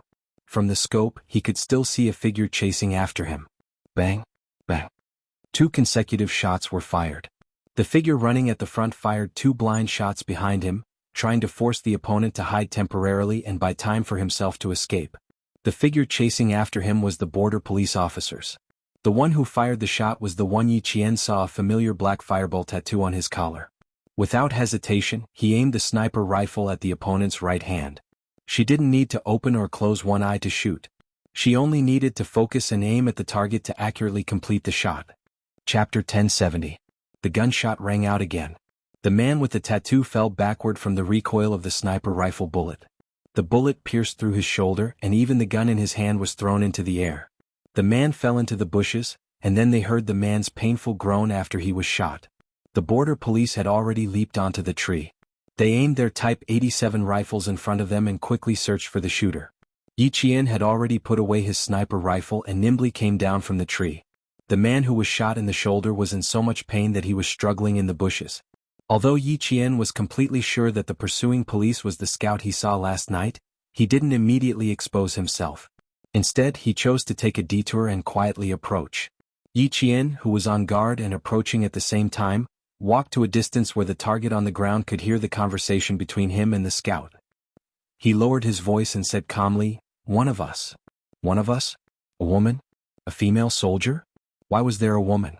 A female soldier?" He quickly turned around and pointed his gun at the source of the sound. The scout saw the leaves about 2 meters away shake slightly, but he didn't see anyone. Yi Qian didn't approach and was still observing. The scout was the same. He carefully looked around and asked in a low voice, "Unit number?" "I saw you guys yesterday. The leader is surnamed Lu. You are the scout," Yi Qian said and reported his unit number. More than 80% of the scout's suspicions were eliminated. He then heard the female soldier say calmly, "You guys were chasing a fugitive called Brother Hong, who was still wearing a prisoner's uniform. There were 4 people with him. I found a few dead bodies in front of us. They all had the same black tattoo on their necks. Otherwise, I wouldn't have suddenly opened fire." The 2 began to approach each other. One was on guard above and to the right, while the other was on guard below and to the left. Yi Qian was the first to salute the scout. "I was doing wilderness survival training when I accidentally saw you guys chasing Brother Hong and the others. I was afraid that you would arouse unnecessary suspicion. In the end, I left a message under the tree root saying that Brother Hong would have reinforcements. I didn't leave it behind. When I was resting at night, I saw you guys again. I slept through the night. I didn't expect you guys to still be chasing." Only then did the scout put away the last 20% of his suspicions. He was familiar with Yi Qian's aura. It belonged to a soldier. He had the aura of a steel gun. After returning Yi Qian's salute, he wiped the sweat that had reached his eyebrows. His slightly tanned face with a friendly smile and said, "So you really are comrades in arms. It's just that we didn't expect it's a female soldier. Thank you for your help just now. This is a whistle that was sent to inform us. If we didn't catch up to him, all our preparations would have been in vain." He didn't say anything else, but he knew that Yi Jian knew. Yi Jian did not ask further. Everyone had their own duties. She had no right to know their deployment. He then pointed at the figure moving within the black tree. His tone contained a bit of killing intent as he said softly, "Directly deal with it? S. Kill him on the spot. There's no way to bring him back." The scout finished his sentence and shot at the struggling figure. It wasn't that they were cruel. They had to do it. Being kind to them was being cruel to their own people. Being on the opposite side, they naturally had to choose the side that was beneficial to their own people. Chapter 1071. Seeing the body twitch a few times in the bushes, the scout retracted his rifle and turned to Yi Qian. "If you want to continue forward, I'm afraid you'll have to change your route or rest here for a while. We have troops ahead." If they changed the route, they would have to take a long detour, and resting in the same place would also waste time. No matter which way it was, Yi Jian did not want to choose. After pondering for a while, he said, "I need to reach the pass in Laos. This route is the one we have planned. I need to go around it within the specified time. Can you contact Lu Dui? I'll pass through your deployment area." At this time, the scout's gaze fell on the Type 88 sniper rifle in Yi Qian's hands. His eyes lit up. Sniper. The female soldier in front of him was actually a sniper? They had 2 sniper rifles on their side, but after scouting, there was another position that was best equipped with another sniper. If this female soldier in front of him agreed, it would not work. If the female soldier agreed, they would have to see if the command center agreed. The scout shook his head and said, "I can't answer you. If you need to pass through our deployment area, Lu Dui can talk to you. Can you tell me your serial number and name? I'm afraid we'll have to verify your identity when we get back." Talking to Lu Dui of the border police force was a solution. Yi Qian did not hesitate to tell the scout his name. "I can contact my commander directly. My name can confirm my identity. As for my serial number, sorry, it's not convenient to say." She really did not have a serial number. She could only use her name as proof. Every soldier had their own serial number, just like their ID number. It was unique and would not be repeated. Seeing this, the scout did not ask again. After cleaning up the scene, the two immediately set off. After walking less than 5 kilometers, the scout signaled Yi Qian to hide and wait. He needed to leave alone and ask Lu Dui to come over. Even though there was no problem with Yi Qian's identity, the scout did not bring him to the command center for safety reasons. Instead, he brought him to the area guarded by the armed police force, just in case. Yi Qian already felt several gazes on him. He did not feel strange, but he had to be more vigilant during the operation. "The brother who helped us last night was a female soldier?" Lu Dui was a little surprised. Has her identity been confirmed? It was actually a female soldier? A female soldier who trained alone in the wild? He had never heard of a female soldier training alone in the wild, let alone in such a dangerous place. The scout nodded. "Confirmed, there's no problem. She's now within our security perimeter waiting for you, Captain Lu. She needs to complete the field marching training within the stipulated time." After that, her eyes lit up and she whispered, "There's another piece of good news, Captain Lu. She's a sniper." "Sniper? A ready-made sniper rifle?" Captain Lu's eyes lit up. "And it's a Type 88 sniper rifle, rarely seen. Captain Lu, should we talk to her?" Captain Lu, whose eyes were also shining, suppressed the surprise of the unexpected harvest and said in a low voice, "Let's contact the main force first. It'll be easier for us if the main force agrees. We still have to let the main team confirm her identity. It's better to be careful." They were just short of a sniper, and now a sniper had appeared. It was a bit of a coincidence. "Yi Qian? Are you sure the female soldier's name is Yi Qian?" The voice from the radio was even more surprised than when Captain Lu had heard it. He continued to ask, "Her skin is very fair, her skills and marksmanship are quite good, and her facial features are easy to recognize." Chapter 1072. Captain Lu calmed down a little. He didn't know Yi Qian's serial number, so he wasn't sure. Now that he heard Chief Su's tone, it seemed like they knew each other, so he instantly felt hopeful. "If it's the Yi Qian I know, then we must make her stay," Chief Su said quickly and calmly. "I'll immediately confirm her identity with her regiment. I'll get back to you in 2 minutes. Make her stay first." Yi Qian, the 6th squad actually met Yi Qian. The Yi Qian they fought together with in Australia, the one who killed Red Scorpion in the air vent. If it was her, the 6th squad had to make her stay. 3 minutes later, Yi Qian saw Captain Liu, who was wearing a ghillie suit, walk over. Captain Liu looked at the young female soldier in the jungle camouflage uniform. Recalling Chief Su's solemn instructions, Captain Liu walked over and saluted Yi Qian with the same respect. Female Special Forces soldier. A godlike existence in the military. Someone who was even more powerful than the male soldiers. He had to be respected. Not only did he have to be respectful, even his words were respectful. He reported the serial numbers of all his units, briefly introduced himself and said, "Chief Su said that we must make you stay. He also said that with you joining us, our mission will be much smoother." Oh, Chief Su? She didn't remember knowing a soldier with the surname Su. The communication hasn't been terminated yet. If you have any questions, you can ask Chief Su for confirmation. Captain Liu was really hoping that Yi Jian would agree immediately. He had intentionally let Brother Hong out so that he could catch a big fish in one fell swoop. Before he let Brother Hong out, the team had already made a very detailed deployment and arrangement based on the information they had. Who would have thought that they would catch a big fish, but they did not expect it to be so big. 3 sentry posts required 3 snipers, and with Yi Qian it was just right. Yi Qian saw how cautious Captain Liu was and felt a little apologetic. He quickly said, "Then I'll call Chief Su first. I'm sorry, I can't remember who Chief Su is right now." "Yes, of course." Liu Dui saw that she didn't refuse immediately and hurriedly led the way. When Yi Qian heard Chief Commander Su's voice, it didn't take him more than 3 seconds to remember who he was. "I haven't worked with you since the last time I came back. I didn't expect that after a few years, the opportunity to work with you would come again." They hadn't seen each other for a few years, and Suyu had already become the captain of the Border Defense Corps. When he heard Yi Qian's voice, although it had changed a little, it still matched the voice in his memory. Yi Qian also smiled and said, "I was wondering when I would get to know a head Commander Su. It turns out that you're really an acquaintance." Suyu said, "Ever since the Vietnamese Red Scorpion was killed, Laos has been developing and expanding rapidly in the past few years. Honggu, who we've been chasing, has been arrogant in the Mekong River for 2 years. We've also been keeping an eye on him for 2 years."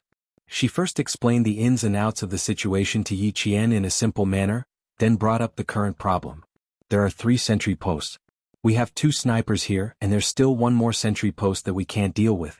To ensure that nothing goes wrong, I'd like you to be in charge of one of the sentry posts." "I've just asked your regiment commander. He said that it's up to you to decide, and the army won't interfere. What do you think?" Chapter 1073. Suyu was discussing with Yi Qian. On the other side, Lu Tuan said to Commissar Yen, "I don't know if Miss Jian is lucky or unlucky. Old Chen took her to the wilderness for training, and she actually encountered a large operation by the border police. 2 snipers aren't enough, we need 3. Little Miss Jian is involved in a big operation. I think these actual battles will be helpful for Miss Jian in the future.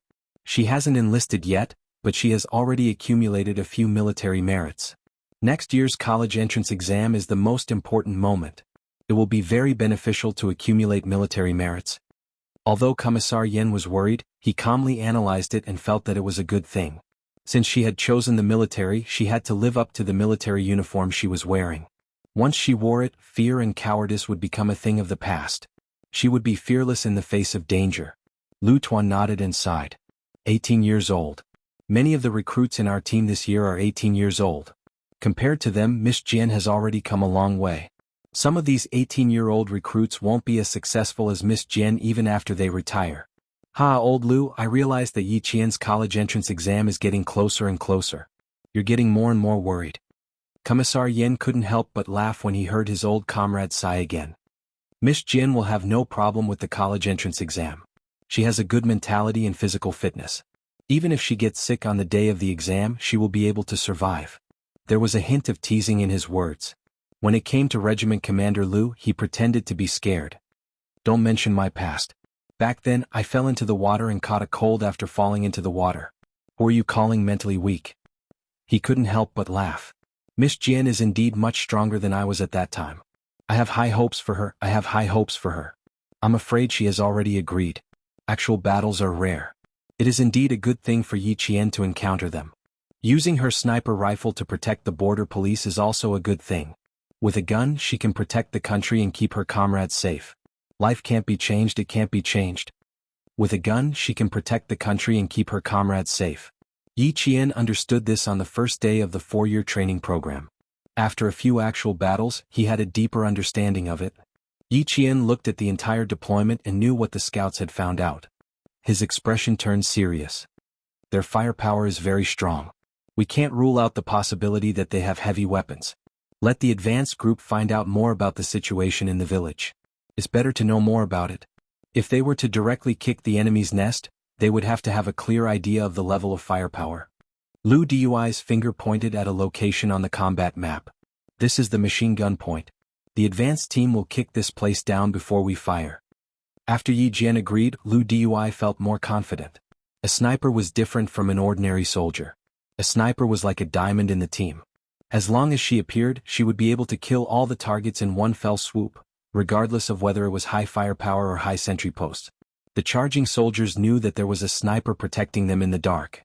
It was as if they were wearing an extra layer of bulletproof vests. They felt much more at ease.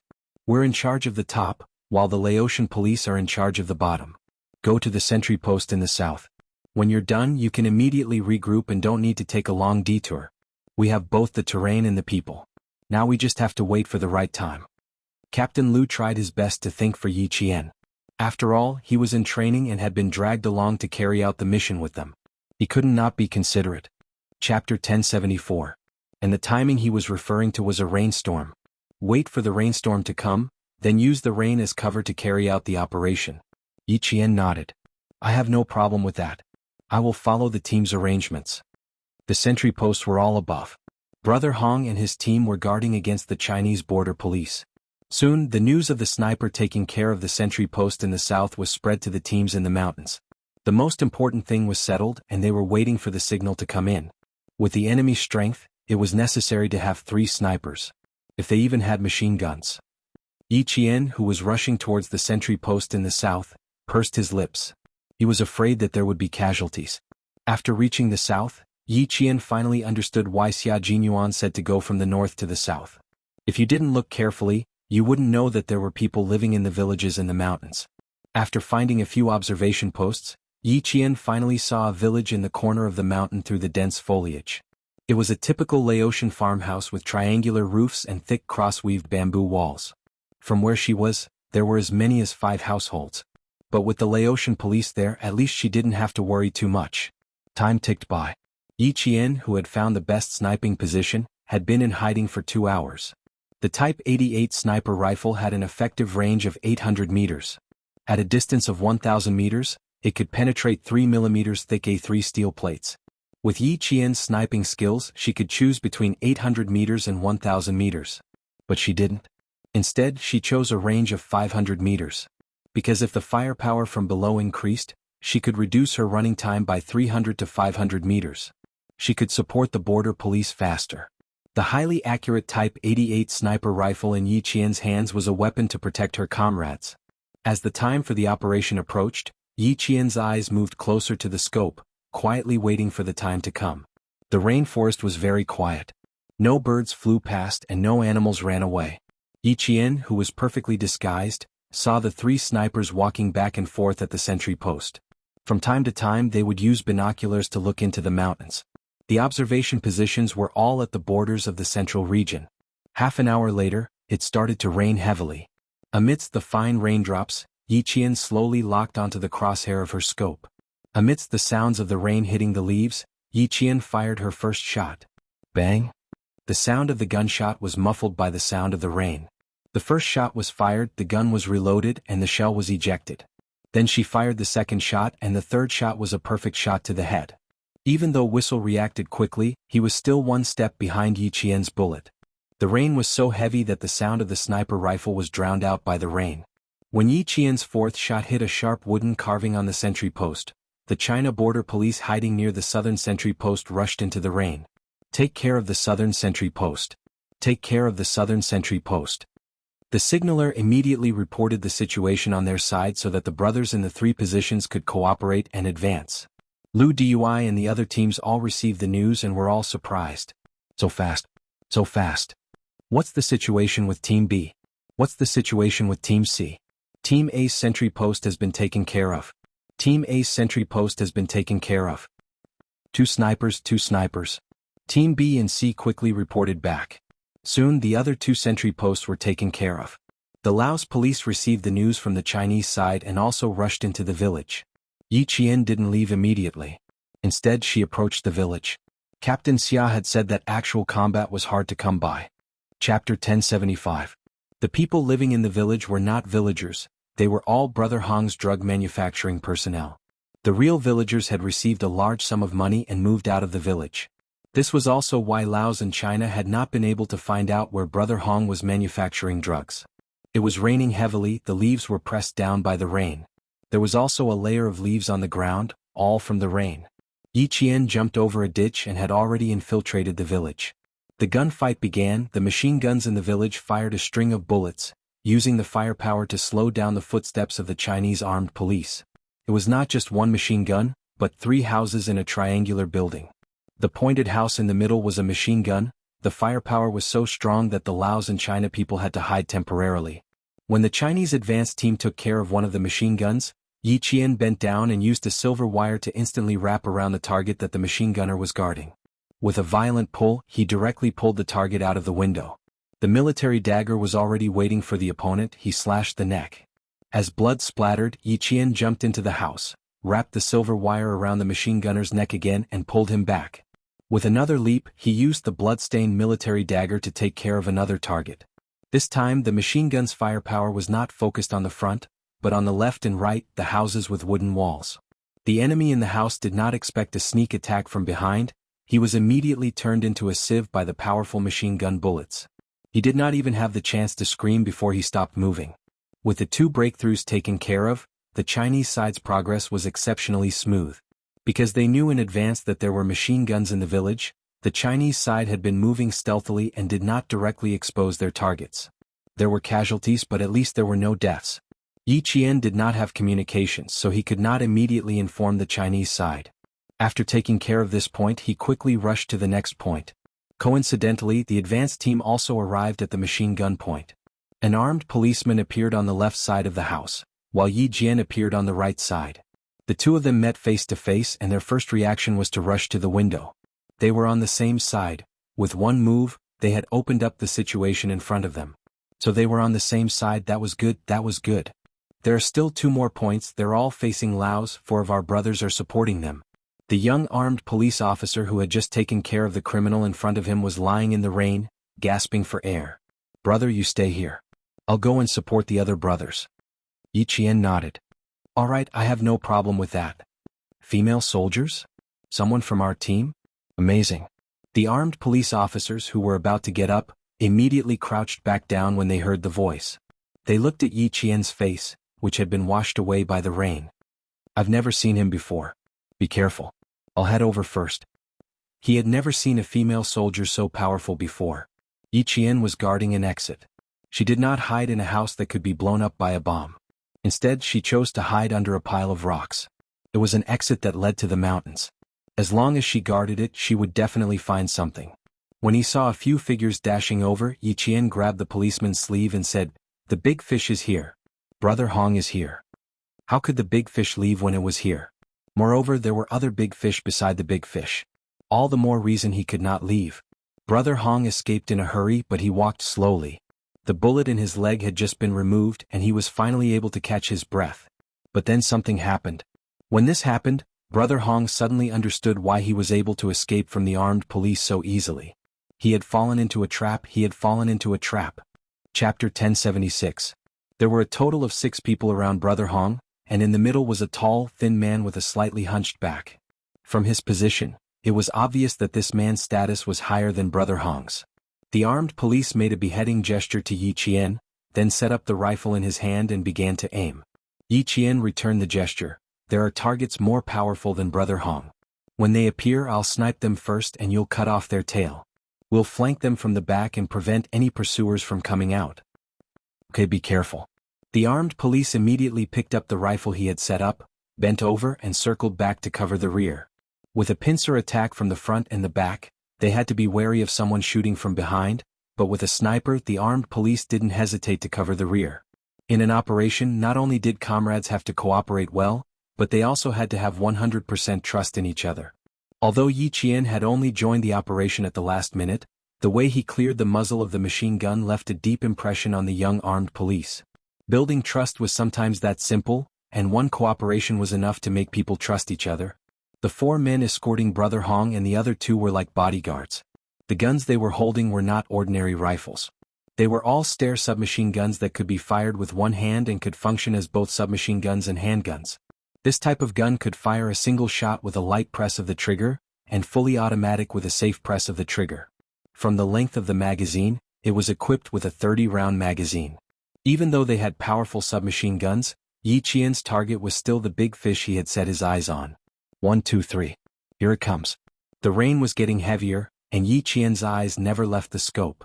When the target appeared, the crosshair wasn't aimed directly at the target's vitals, but slightly off. When the target dodged to the side, the crosshair in the scope instantly locked onto him. After a bang, the hunchbacked man fell backwards. There was no pause and everything happened too quickly. Brother Hong, who was walking with the man, didn't even know what had happened, and subconsciously turned his head to look. Fortunately, the bodyguard beside him reacted quickly, and used his shoulder to knock his employer to the side, while he pulled the trigger and fired wildly. The hidden pile of rocks was hit by the bullets, and stone fragments flew everywhere. Bang bang bang. The continuous gunshots sounded particularly dense in the heavy rain. Retreat, retreat. Several bodyguards quickly shouted in Lao. Brother Hong was so shocked that he dragged his injured leg and quickly deviated from the original escape route under the cover of 2 bodyguards. Press it down. Press it down. At this time, Brother Hong's face was as pale as a sheet of white paper. He retreated in an extremely embarrassing manner. Where are the others? Get over here. Brother Hong himself was a Laotian. Because he had been active on the China-Myanmar border for a long time, he spoke Chinese very fluently. He looked more like a Chinese than the native residents of Yun province who did not speak Mandarin. The entire village was filled with gunshots. The Laotian police rushed over from below and shouted, "Surrender your guns and we'll spare your lives. Surrender your guns and we'll spare your lives." For the Chinese armed police, they didn't have that much time to shout, "Surrender your guns and don't kill." Whichever side's brothers encountered the fiercest firepower, they would immediately support them. Support, clean up, and support. Even though the entire operation was highly dangerous, it did not stop the brave anti-narcotics police from advancing. Chapter 1077. Motherfucker, they're using advanced weapons. These bastards, they're all dead. Don't leave a single one alive. 300 meters to the right, 4 targets. Move out. Cover, cover, a brother has been shot. A brother has been shot. Discovered the drug production chain, discovered the drug production chain. Prepare to blow it up. With the cooperation of the various teams, the Chinese armed police directly blew up the drug production chain. As for how many drugs were still inside, they didn't care. The mission this time was to eliminate them. The huge explosion sounded with a bang and the entire village shook. The flames rose with the black smoke and were suppressed by the heavy rain. The smell of gunpowder in the air became stronger and stronger. Motherfucker. The explosion startled Brother Hong, who was escaping. When he turned back and saw the black smoke rising, Brother Hong's face instantly distorted. My efforts are all gone, all gone. It wasn't just this one explosion. When the second explosion appeared, Brother Hong was lying on the ground, his hands digging into the soil. The murderous look in his eyes was like that of an African wild dog, so fierce that it was bloodshot. The 2 bodyguards didn't give him too much time to hate and immediately carried Brother Hong away. The village definitely couldn't be defended. They had to save their lives first. The blood that splashed out mixed with the rain and flowed with the water on the ground. The gunshots didn't stop and the explosive fire didn't stop. The entire drug production village was sealed off, and the sound of gunfire and smoke were isolated from the world. 1 armed police officer was hit by a bullet. 2 armed police officers restrained the gunfire, and another armed police officer immediately dragged his shot comrade to a hiding spot. That young face, no matter how deeply the oil paint was applied, was clearly engraved with bravery and fearlessness between his eyebrows. You said that there was no war in peacetime, and that soldiers were purely wasting the taxpayers' money.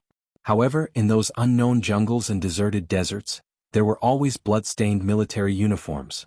Yi Qian's eyes were filled with the glint of a sword. Every gaze was cold and ruthless. The sniper rifle in his hand had a total of 10 bullets, and now there were only 2 left. Out of the 4 bodyguards, 2 were eliminated, and 1 was shot at a fleeing criminal target. The last 2 bullets had to be left for Brother Hong. The armed police working with her had been looking for an opportunity.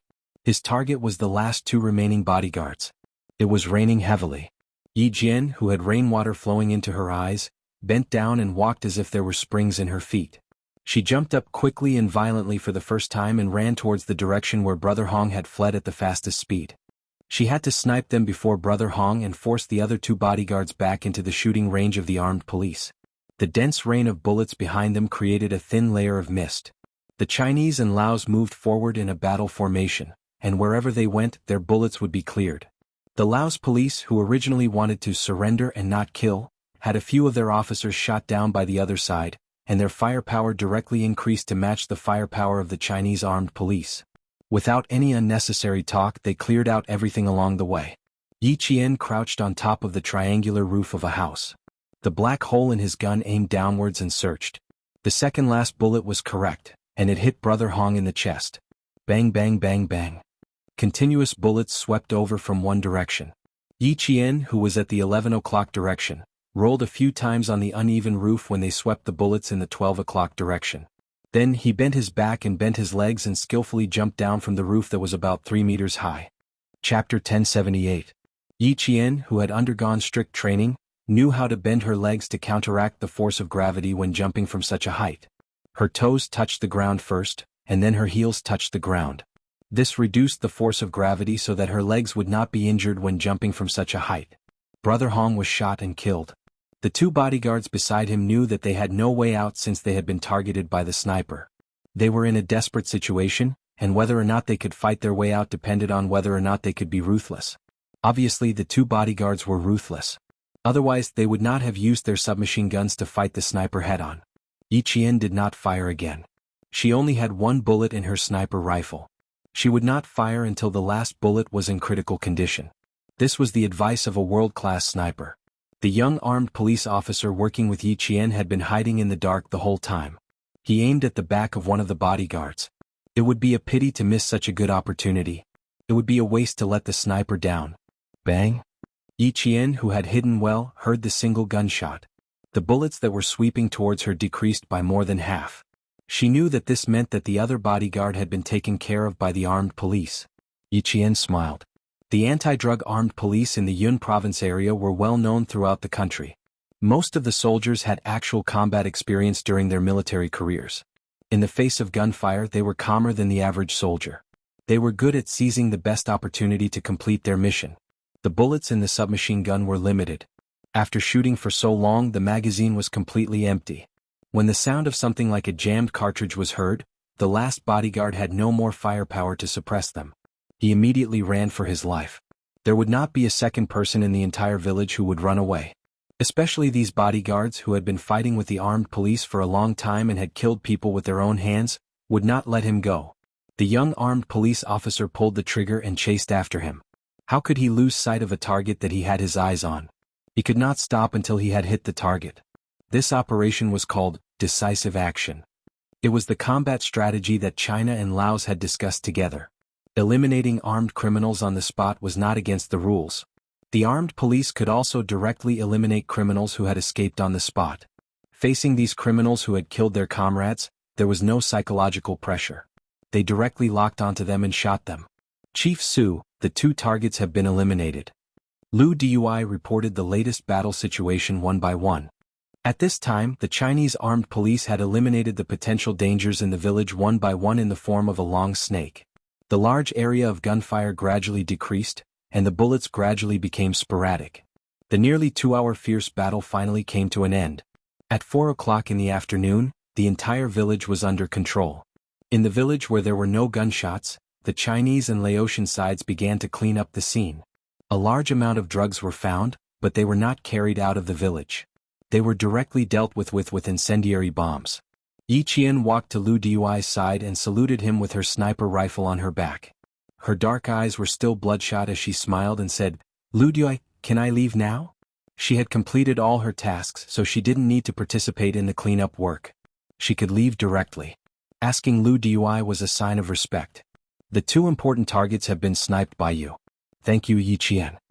Lu Dui returned the salute to the young female soldier. His dark and resolute face looked solemn. He said solemnly, with your participation in this operation, the entire operation time has been shortened by at least half an hour. The elimination of the high positions in the south has also reduced our casualties. Thank you, Yi Qian. Chapter 1079. The casualty rate was a sad topic and it was also a heavy number. Yi Qian saw tears in his eyes and his eyes were a little tight and sore. He said softly, death is inevitable. They wore military uniforms and sacrificed themselves to protect the motherland. They are gone, but their spirit lives on. They will be remembered forever in the hearts of those who are still alive. As long as their spirit lives on, their spirit lives on. As long as their spirit lives on, their spirit lives on.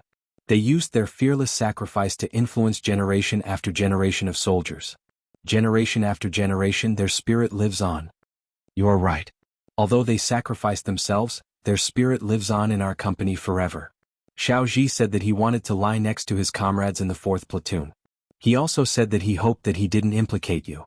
When it's over, I will bring him a glass of sorghum wine to tell him that you are safe. After hearing this, Yi Qian's tears suddenly flowed down. The rain splashed on his face. In fact, it was hard to tell which was tears and which was rainwater. Only those who cried knew how fierce the tears were at that time. Xiao Ji, the scout who brought her to Lu Dui's side, the young scout who showed the coldness of a modern soldier when he raised his gun. During this operation at 3:34 p.m., he was assigned to protect two of his comrades. Unfortunately, he was sacrificed. Martyr Zhang Qingji, a scout from the Border Defense Detachment, a member of the party. He joined the army in February 1994 and died on February 5, 1999. He completed the mission and was awarded a first-class merit. He joined the army at the age of 19 and died at the age of 24. He used the best years of his life to dedicate to the motherland that he was loyal to and loved. He used his own blood to compose a heroic battle song. Yi Qian walked to his side and squatted down. He gently held the right hand of Martyr Zhang Qingji, whose eyes were closed forever. He said softly, I am Yi Qian. Don't worry. I'm all right. Very, very well. If there is an afterlife, I will wait for us to fight side by side again. Rest in peace, hero. As long as your spirit lives on, your spirit lives on. This was Yi Qian's first real sacrifice. At around 11 o'clock in the afternoon, he was still a little shy because he was a female soldier. Only a few hours later, when he saw him again, they were separated by life and death forever. As for him, his last regret was still himself. He was still worried about his own safety. Yi Qian, who had stood up, picked up his sniper rifle and fired his last bullet into the sky, giving it to his comrade, a hero who had already left the flames of war. He wished him all the best. Yi Qian took off her military cap and saluted. She only retracted her hand when the stretcher carrying the hero disappeared from her sight. Take care of yourself. Our patrolling brothers are in the mountains. If you need any help, you can contact them in this area. Captain Lu took out the mountain road map that they usually used to patrol the mountains and marked out several locations where they usually contacted each other in the mountains. You can leave a mark in any of these places. Our brothers will be able to find you. Yi Qian noted down the last few points. This time he had encountered a drug dealer. He did not know if he would encounter one next time, so it was good to note it down. At 4:30 in the afternoon, Yi Qian left the village and set off again under the gaze of Captain Lu and the rest of the armed police. Looking back, she could still see a few towering figures standing in the rain, saluting her as they watched her leave. Yi Qian turned around and returned the salute to the armed police. Her gaze slid past their faces. She pursed her lips tightly and did not look back again. She plunged into the vast expanse of rainforest. Sadness was hidden deep in their eyes. Their eyes were so red that they looked like they were filled with blood. It was as if tears of blood would flow out if she closed her eyes slightly. This kind of suppressed sadness made her footsteps seem especially heavy. Chapter 1080. Yi Qian, who had used the last sniper bullet to end the hero's journey, started her survival training again with sadness. All the armed police and soldiers would not be deterred by the fall of their comrades. The most common slogan in the army was, "If you're a man, stand up." In the face of sacrifice, they would wipe away their tears and continue forward. In the face of blood-stained military uniforms, they would wash them clean and wear them again. The military's indomitable spirit was deeply engraved in their souls. Words like failure, cowardice, and cowardice would never appear in their dictionary. No matter how dangerous the path ahead was, they would continue forward without hesitation once they put on their uniforms. With the responsibility and mission on their shoulders, even if there was a mountain of knives and a sea of fire in front of them, they would charge forward fearlessly. With courage, without fear of death, and the calmness of passing through death, they would sacrifice themselves to protect their country. They were worthy of being called heroes of the people, immortal. Yi Qian took a deep breath and climbed up a rock. She returned to her normal military route as fast as she could. She did not look back. She was not afraid. She had chosen the military route. She would never be afraid. The rainy season in Laos was from May to October. The dry season was from November to April. A few days before Yi Qian's departure, it rained heavily. The weather that followed was very good, which allowed Yi Qian to speed up the progress of her wilderness training. In the vast rainforest that had experienced countless battles between evil and justice, there were piles of bones buried under the withered trees. Not only were there the bones of criminals, but there were also the bones of border guards. Uncle Chin said that there were many soldiers who had been hunting down criminals. After their sacrifice, even their bones could not be found. Once someone went missing after searching for about 3 months, their sacrifice would be reported. This experience made Yi Qian understand.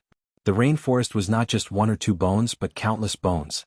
Not only were there the bones of criminals, but there were also the bones of border guards. What was war? This was war. It was right next to you. It was only half a step away.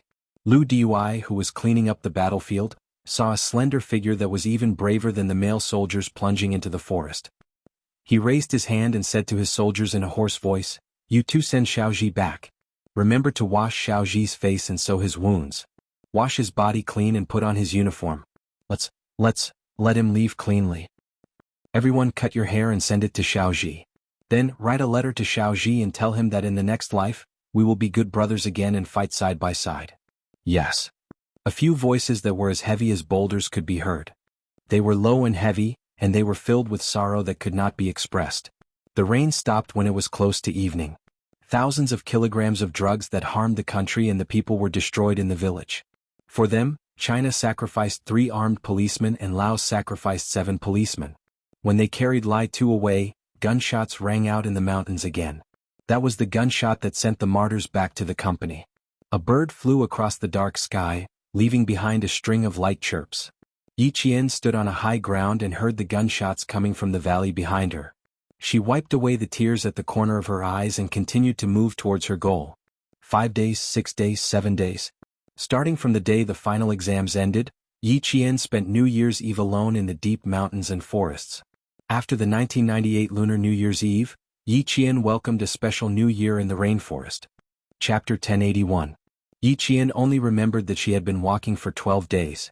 She didn't even think about spending the spring festival alone in the rainforest. Isolated and helpless, Yi Qian tried her best to protect her life. "I will keep my mind clear, my body strong and my mind clear.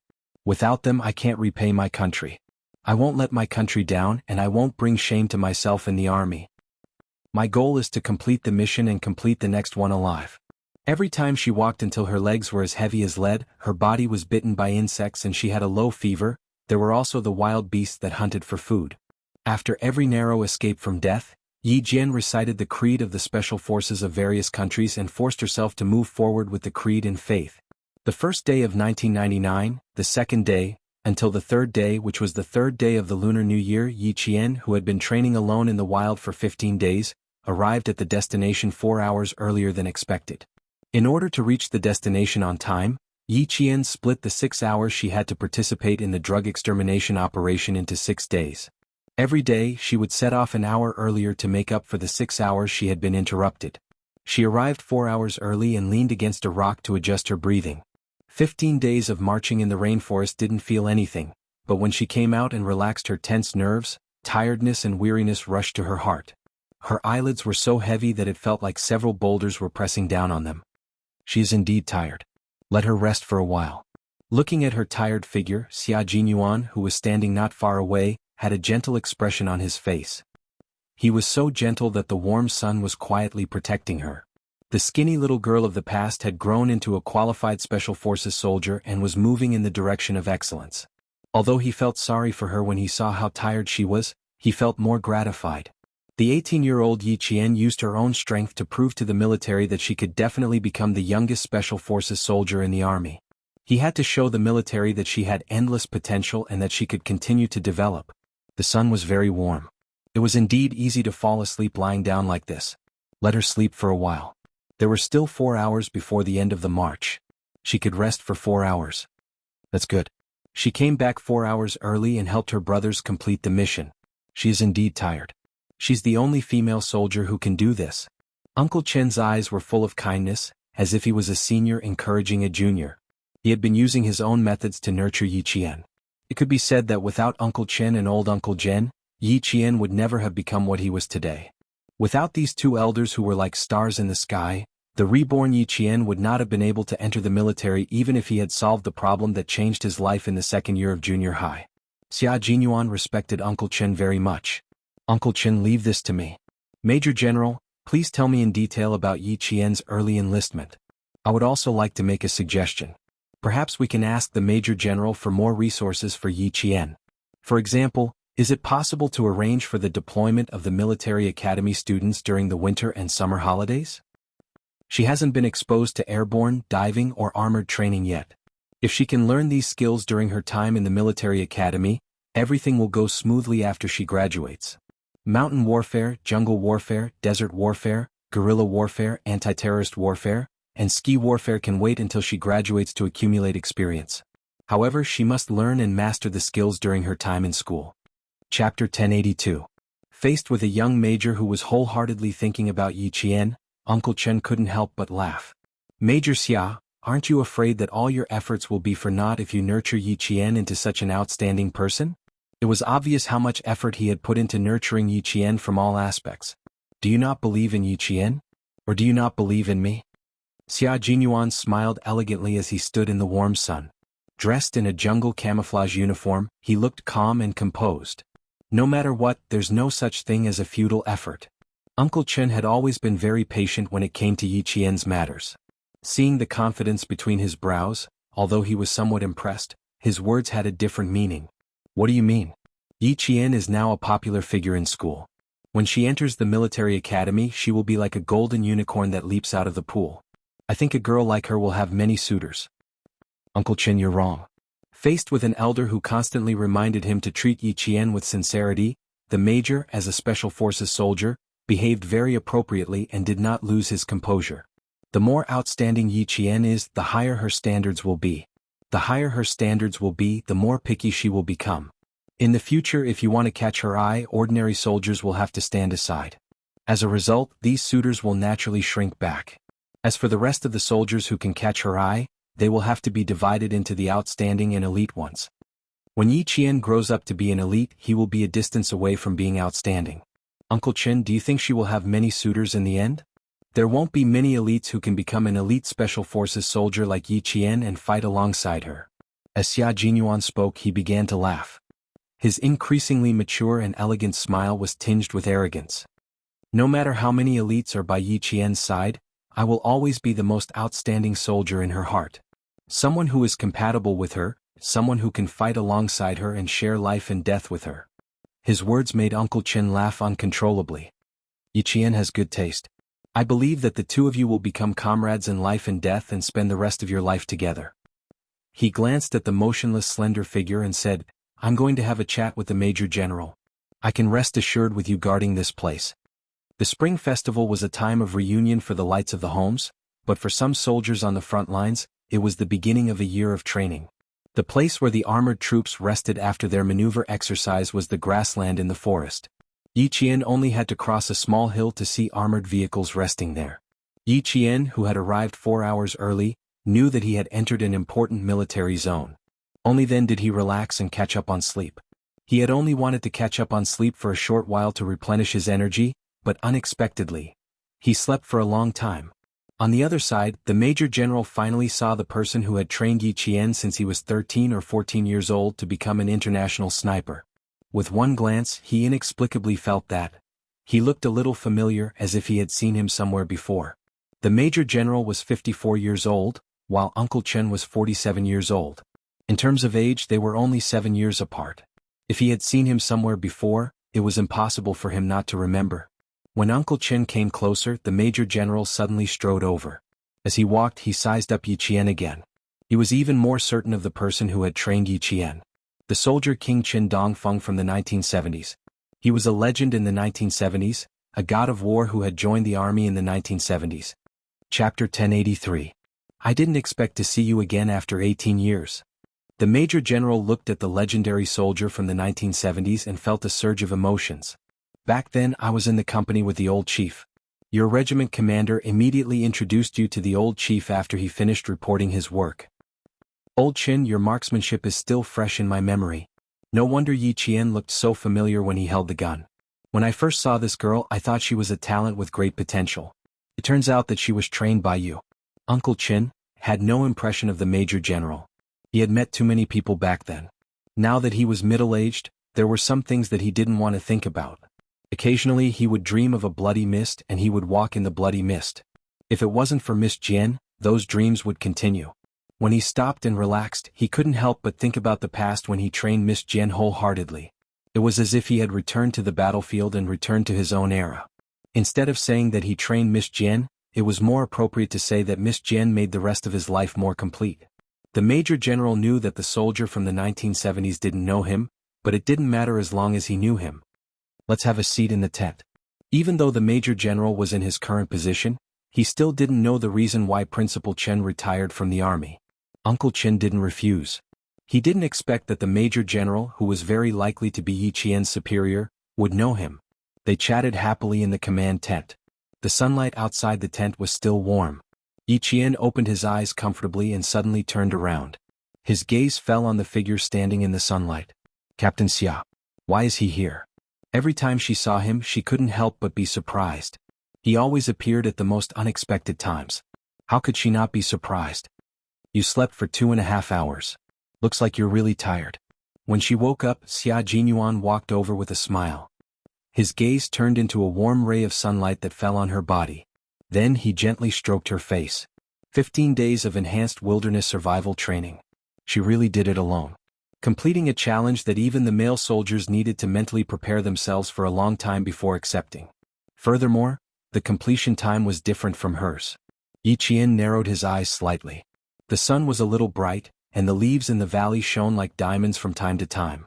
The grass was also very bright, as if it was paved with fine light. Xia Jinyuan, who suddenly appeared, walked against the light. Every step he took was on the fine light as if he was a god. Captain Xia. Yi Qian smiled. She was very happy to see him, to see Xia Jinyuan, who was also dressed in camouflage, and to see him return with the aura of a king bathed in blood. He must have experienced sacrifice and he must have seen his comrades fall. He had seen it and experienced it, but he was still standing strong. He had always been a role model for him to learn from, a goal for him to move forward. Seeing her smile, Xia Jinyuan's heart sank a little. Although she was smiling, she looked very tired, and there was a trace of haze between her eyebrows. The aftereffects of wilderness survival had appeared on Yi Qian. He reached out and patted her shoulder lightly. Beautifully done, Yi Qian. You're the best soldier I've ever met. My little fox, having you by my side is something I'll be proud of for the rest of my life. You've become my pride and I'm determined to become your pride. Chapter 1084. To be honest, this kind of survival experience would have been better if you had a partner. When you walk alone, it's as if there's no one else in the world other than you. It's as empty as if you're the only person on earth. Sometimes, it takes a lot of energy to suppress the negative thoughts. Seeing him, Yi Qian couldn't help but talk about her 15 days of survival training. Xia Jinyuan didn't interrupt her. He smiled warmly and quietly listened to every word she said. 15 days of wilderness survival training by himself not only honed his physical fitness, but more importantly, it also honed his psychological quality. She had suppressed it for too long and needed to be guided so that all the negative thoughts and stress would be resolved during the conversation. Eliminating the bad and leaving the best to achieve the effect of psychological training. She had just entered the entry level of psychological training. There would be more brutal training in the future, such as escape and resistance training, including escape, protective camouflage techniques, and resistance when captured. Xia Jinyuan's eyes were warmer than the sun and had the power to soften Yi Qian's heart. She was able to tell him all about the 15 days of psychological training. Little Fox, survival training in the wild was essential psychological training for a special forces soldier. This was to lay a good foundation for the brutal psychological training that was to come. Motivation, responsibility, maturity and stability, teamwork, intelligence, physical adaptability, trustworthiness, how strong one's psychological resistance was, how strong one's ability to escape. Yi Qian had to go through all of these. Sometimes when I sit down I don't dare to think too much. I'm afraid that I'll really get lost in the rainforest. So I just sit down and recite the creeds and beliefs of the special forces from different countries. At this point Yi Qian's eyebrows curved slightly. Her bright black eyes revealed a hint of slyness. You don't say. It's really useful. These creeds and beliefs are powerful psychological weapons that the Special Forces soldiers use to resist negative thoughts during training. It's the same for me. But I think that if the Special Forces of other countries can do it as a Special Forces soldier from China, how can I be worse than them? I have to do it. There's no why. Xia Jinyuan held her hand. Her combat gloves were worn out. She had endured 5 more days of survival training than the male soldiers. This was enough to shock the military. You've done a great job.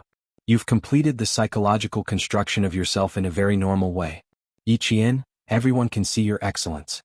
Xia Jinyuan didn't point out her shortcomings. It wasn't time to point them out yet. He wanted her to finish what she wanted to say first. Right now Yi Jian's training was only recorded in the military, but not all the details of her performance were recorded. Once she was admitted into the military academy, all her training would be systematized. Some of the key training would be even more detailed, such as her facial expressions and actions, and everything would be recorded clearly. He was 100% sure that Yi Jian would pass the test in terms of physical fitness, combat, marksmanship, endurance, perseverance and camouflage. The focus was on her psychological training. Next, he would advise Uncle Chen to strengthen Yi Jian's psychological training. Yi Qian tilted her head and looked at the familiar and safe face. She touched her lips and smiled. I haven't spoken to anyone for almost 10 days. I'm very happy to see you. Very, very happy. I didn't have much to say at first, but when I saw Captain Xia, I didn't know why I couldn't help but say everything. I couldn't control myself. Chapter 1085. I am also very, very happy to be able to listen to your conversation with me. Listen, Yi Qian. You will be going through psychological training. We usually call it the survival diary of a loner. Considering that this is your first time surviving in the wild, we chose winter as the training time. Next year we will arrange for you to go to summer. The goal is for you to train in harsh environments such as deep mountains, dense forests, and swamps to develop the psychological qualities that a Special Forces soldier should have. In my first year of military school, I skipped basic training and went straight into purgatory training. It took me a total of 3.5 years. Yi Qian, this is just the beginning for you. Her expression was no longer gloomy, and her smile was so bright that it touched his heart. At the right moment, Xia Jinyuan mentioned what kind of training she would have to undergo next. Yi Qian immediately understood that the training she was going through now was only at the entry level. When he heard Xia Jinyuan say that he skipped basic training and went straight into purgatory training that lasted 3.5 years, Yi Qian couldn't help but gasp. No wonder he was so powerful when he was only 20 years old. No wonder he became a major right after graduation. No wonder, he said that while she was working hard he was also working hard. No wonder when she said she set him as her goal, he gave her a meaningful smile. It turned out that he had gone so far so fast. I went through a total of 4 rounds of psychological training in the wild. The first round was in the deep mountains and forests in the summer, where there were all kinds of venomous snakes and ferocious beasts. The second round was in the desert where the sun was so hot that I almost got heat stroke. The second round was in a world of ice and snow, where my hands and feet felt like popsicles. The third round was when I was captured. Every round lasted 5 days and nights and I only finished when I passed.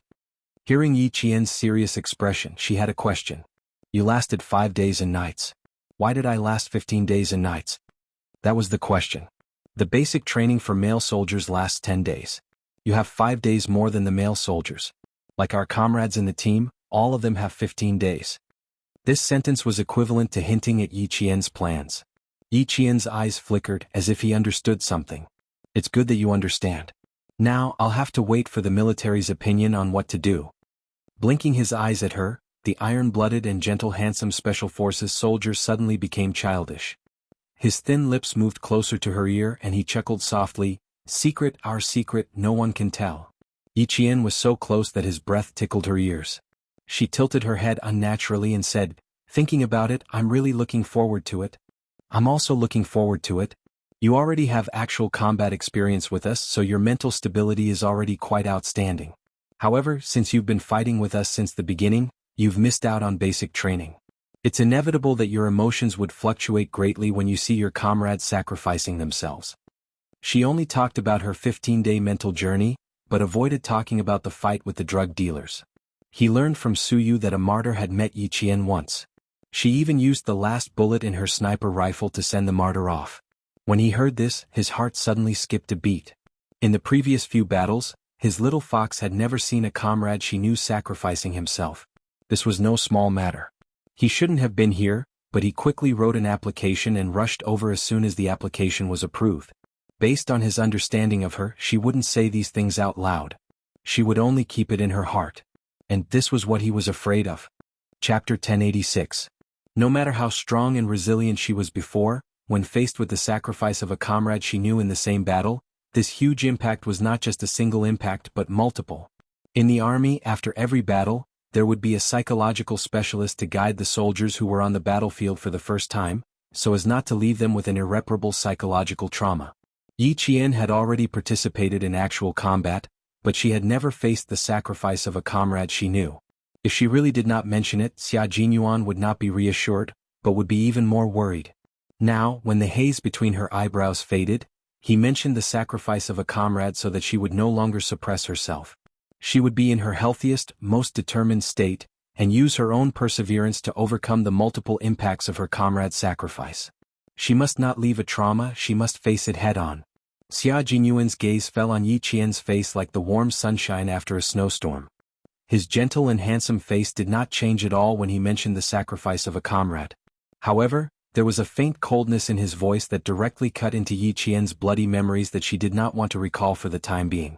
Yi Qian's pupils constricted slightly. She pursed her lips and looked coldly at the man who never allowed her to escape. After a while, she smiled bitterly and said, "Captain Xia, I need a little more time.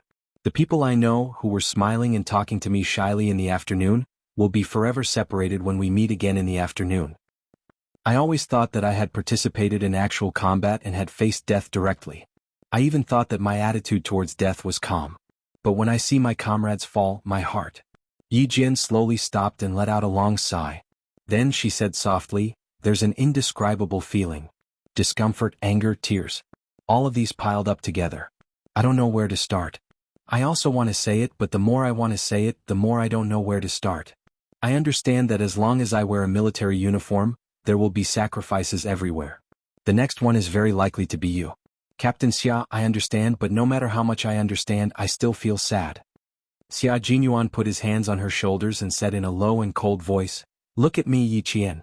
Raise your head and look at me with your eyes. Look at me and listen to me carefully." There was a soft spot in her heart that belonged to her comrades. Yi Qian was not afraid of sacrificing herself, but she was not willing to see her comrades sacrifice themselves. What is the meaning of sacrifice? It's about protecting, using one's own life to protect our homeland, using one's own life to defend the peace of our country. You saw his sacrifice, but you must also remember why he sacrificed himself. That's because sin exists. There are too many evils in this world, too many wars, too much harm, and our existence is to use our lives to wipe out the evils that harm our country. If one day I sacrifice myself, Yi Qian, the gun in your hand, the bullets you shoot, every evil that you hit is the best sacrifice to the martyrs. You feel sad for your comrade who sacrificed himself, not because you aren't strong enough, but because you are a living person, a person of flesh, blood, and thoughts. Anger, sadness, tears, and sadness are all emotions that you are born with, and it's impossible to completely remove them. Chapter 1087. But you have to find another way to deal with these emotions that affect our judgment. Anger can be turned into radicalization. Sadness can be turned into motivation, tears can be turned into fearlessness, and sadness can be turned into bravery. All sacrifices are the motivation for us to radicalize. Inherit the fearlessness, bravery, and fearlessness of the martyrs, and use the guns in your hands to continue protecting our country. This is the best way for you to pay tribute to the martyrs. When faced with cruel things, you can only face them, and you have to face them seriously. I'll say it again, Yi Qian, if one day I sacrifice myself or you sacrifice yourself, every evil that is hit by a bullet from a living person's gun is the best way to pay tribute to the martyrs. These words were like a huge bomb thrown into Yi Qian's heart. The impact of the explosion fiercely squeezed his soul, shattering it into pieces. Under his cold voice, the shattered pieces of his soul were pieced back together piece by piece, piecing together a complete Yi Qian who had been reborn from the gunfire. The best way to pay tribute to the martyrs was to pick up the gun in your hand and shoot every evil that was hit by a bullet. This was the best way to pay tribute to the martyrs. Yi Qian took a deep breath. She was originally a quick-witted person with a strong ability to accept things. She also had a strong soul that had experienced many hardships. After being awakened by Xia Jinyuan's words, she quickly walked out of the bloody memory that she didn't want to recall. If it were any other time, you would have been able to walk out of it without my persuasion. 15 days of outdoor survival training is a challenge to your mental and physical limits. Walking alone in a rainforest where you feel like you're the only one in the world has already affected your mental state to a certain extent. It's normal for someone like you who has never experienced anything like this, to find it difficult to accept the sacrifice of your comrades. We've also experienced sacrifice. 10 people went out and 9 came back. I locked myself in my room for 2 days and didn't come out of it. G3 plunged into the training ground and after 24 hours of self-harm training, he collapsed due to exhaustion. J5 memorized military rules for an entire day. Han Zheng hung himself on a tree. In the end, the entire team was alarmed and thought that he had been taken away by a tiger in the mountains. We all had the same emotions as you, but at that time we were already past the age of psychological counseling. One by one we resolved the stress in our hearts. 2 days later we packed up and came out looking normal again. Yi Qian's current performance was already very good. In the face of sacrifice, she didn't show any negative emotions like fear or cowardice, which were the most taboo as a special forces soldier. She only felt sad and sad. These were normal emotions for her to sacrifice for her comrades. It was already very good for her. Captain Xia, Yi Qian, Yi Qian, Yi Qian with it, Yi Qian. In the end, Yi Qian wiped away the layer of gray accumulated on her soul. The haze between her brows also disappeared under the sunlight. She raised her head slightly and looked at the stalwart soldier standing in the light. She smiled faintly and said, "At the same time, you've shown me once again how strong the goal I've been chasing is. Thank you, Captain Xia. Thank you for always appearing in front of me immediately and helping me solve difficult problems that I couldn't figure out in such a short time." Seeing that she had once again defeated herself, Xia Jinyuan smiled slowly and leaned over to kiss her forehead. "Yi Qian, you're my pride. You're the best female soldier in my heart. I'm proud of you." Chapter 1088. Xia Jinyuan didn't just praise Yi Qian. When he praised her, he gave her pointers. Sometimes he would even criticize her sharply. When his warm lips moved away from her forehead, Yi Qian stared at him intently, waiting for him to criticize her for the shortcomings of her field training. She was also very happy to hear his criticism. Xia Jinyuan had said everything that needed to be said. If there were still things that she couldn't figure out, she could only rely on herself to figure them out. Not everything needed someone to find a breakthrough for you, and not all psychological obstacles would be solved by someone. This time, it was only because it was the first time she had sacrificed herself in front of a comrade she knew. That was why he had rushed over. This was the only time and there wouldn't be a next time. Seeing that she was still waiting for him to say something, Xia Jinyuan smiled and said, "Let's go and rest downstairs. An armored unit has just finished their winter training. The Major General is also there. He knew that you were training in the wild and specially waited for you to come back. There are some things that he wants to ask you personally." Without saying anything else, he took the lead and strode towards the camp where the troops were resting. "Hurry up. The 15 days of survival training are over.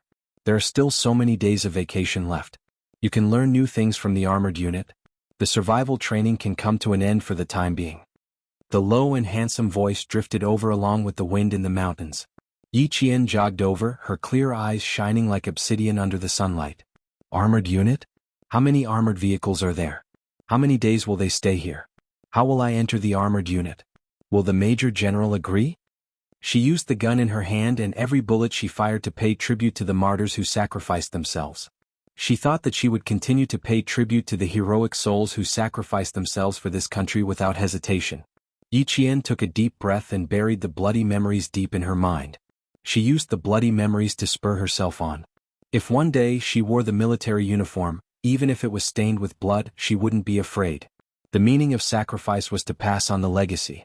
It was the martyrs who used their brave and fearless blood to tell the generations of soldiers that they were not afraid of sacrifice. They were to face it bravely and fight for the country and the people. Faced with her questions one after another, Xia Jinyuan, who was wearing a jungle camouflage suit, turned around. His handsome face under the QGF-02 Kevlar helmet suddenly revealed a charming smile without any warning. His sexy thin lips curved into the sexiest curve. You'll understand all the questions after you see them. However, you still need to work hard. The Major General admires you very much, little fox. Whether or not you can learn from the armored soldiers in your last week's holiday depends on how you convince the Major General. Opportunities had always been fought for by oneself. He didn't stay here for long. He would leave by helicopter at 3:30 in the afternoon. Seeing that she was safe and sound, and that she had heard his words and remembered them in her heart, he would have to figure out the rest by himself. Yi Qian's footsteps became lighter. When she climbed over a small hill, Yi Qian was stunned by the scene in front of her. The armored unit had terrifying lethality, attack power and destructive power on the battlefield. They could even attack several times in one round. This unit, which was composed of armored vehicles and soldiers, could be said to be a unit that represented military strength. At the foot of the hill, tanks, IFVs, armored reconnaissance vehicles, armored transport vehicles, all kinds of armored self-propelled weapons were parked neatly. The scene was so shocking that it made people stop breathing. Chapter 1089. What do you think? Do you have the urge to understand everything? Xia Jinyuan saw that she had stopped in her tracks and was staring intently at the rows of armored vehicles. Her eyes were as bright as the light, and he couldn't help but reach out and gently pinch her cheeks. The armored forces are on the front line of fierce battles. Go take a look inside the tanks, the IFVs and the reconnaissance vehicles. It'll be good for you. Another year had passed. Yi Jin was growing up and the young Major Xia had also become more mature. The elegance in his gestures was no longer as oppressive as before. Instead, he had become more reserved and deep. When he looked at others, his deep black eyes, which were filled with ferocity during battle, were filled with an invisible majesty. There was also a darkness that no one could understand. It was deep and dark, sometimes benevolent and sometimes cold. And when these unreadable eyes looked at Yi Qian, there was only a simple understanding. Yi Qian could see it clearly. The look in his eyes was telling her that he supported her just like before. I'll give it a try.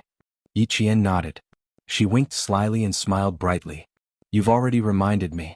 How can I miss such a good opportunity? Xia Jinyuan nodded. You're worth teaching. If there's no chance, we have to create one. Now that there's an opportunity, how can we miss it? I'll support you in convincing the Major General to stay with the armored forces for a week. After speaking, the two of them looked at each other and smiled. There was a kind of telepathy in their smiles that reverberated back and forth in their hearts. When the strong worked together, no matter how difficult the problem was, it would not be difficult. The Major General and Uncle Chen chatted happily. You've trained her to be very outstanding, and our military needs excellent soldiers like her. She's only 18 years old. The military is looking forward to her enrolling in the military academy as soon as possible so that she can contribute to the war. Let me tell you something. Since Yi Qian has an extraordinary memory, the military intends to train her to be an all-rounder. As long as she enrolls in the military academy this year, we'll immediately call her to the military after the results are out and begin systematic training. Your 4-year plan is quite good. It allows the military to skip a lot of basics when training Yi Qian. When I return, I will discuss with the military headquarters to create a more comprehensive and intensive training program for Yi Qian.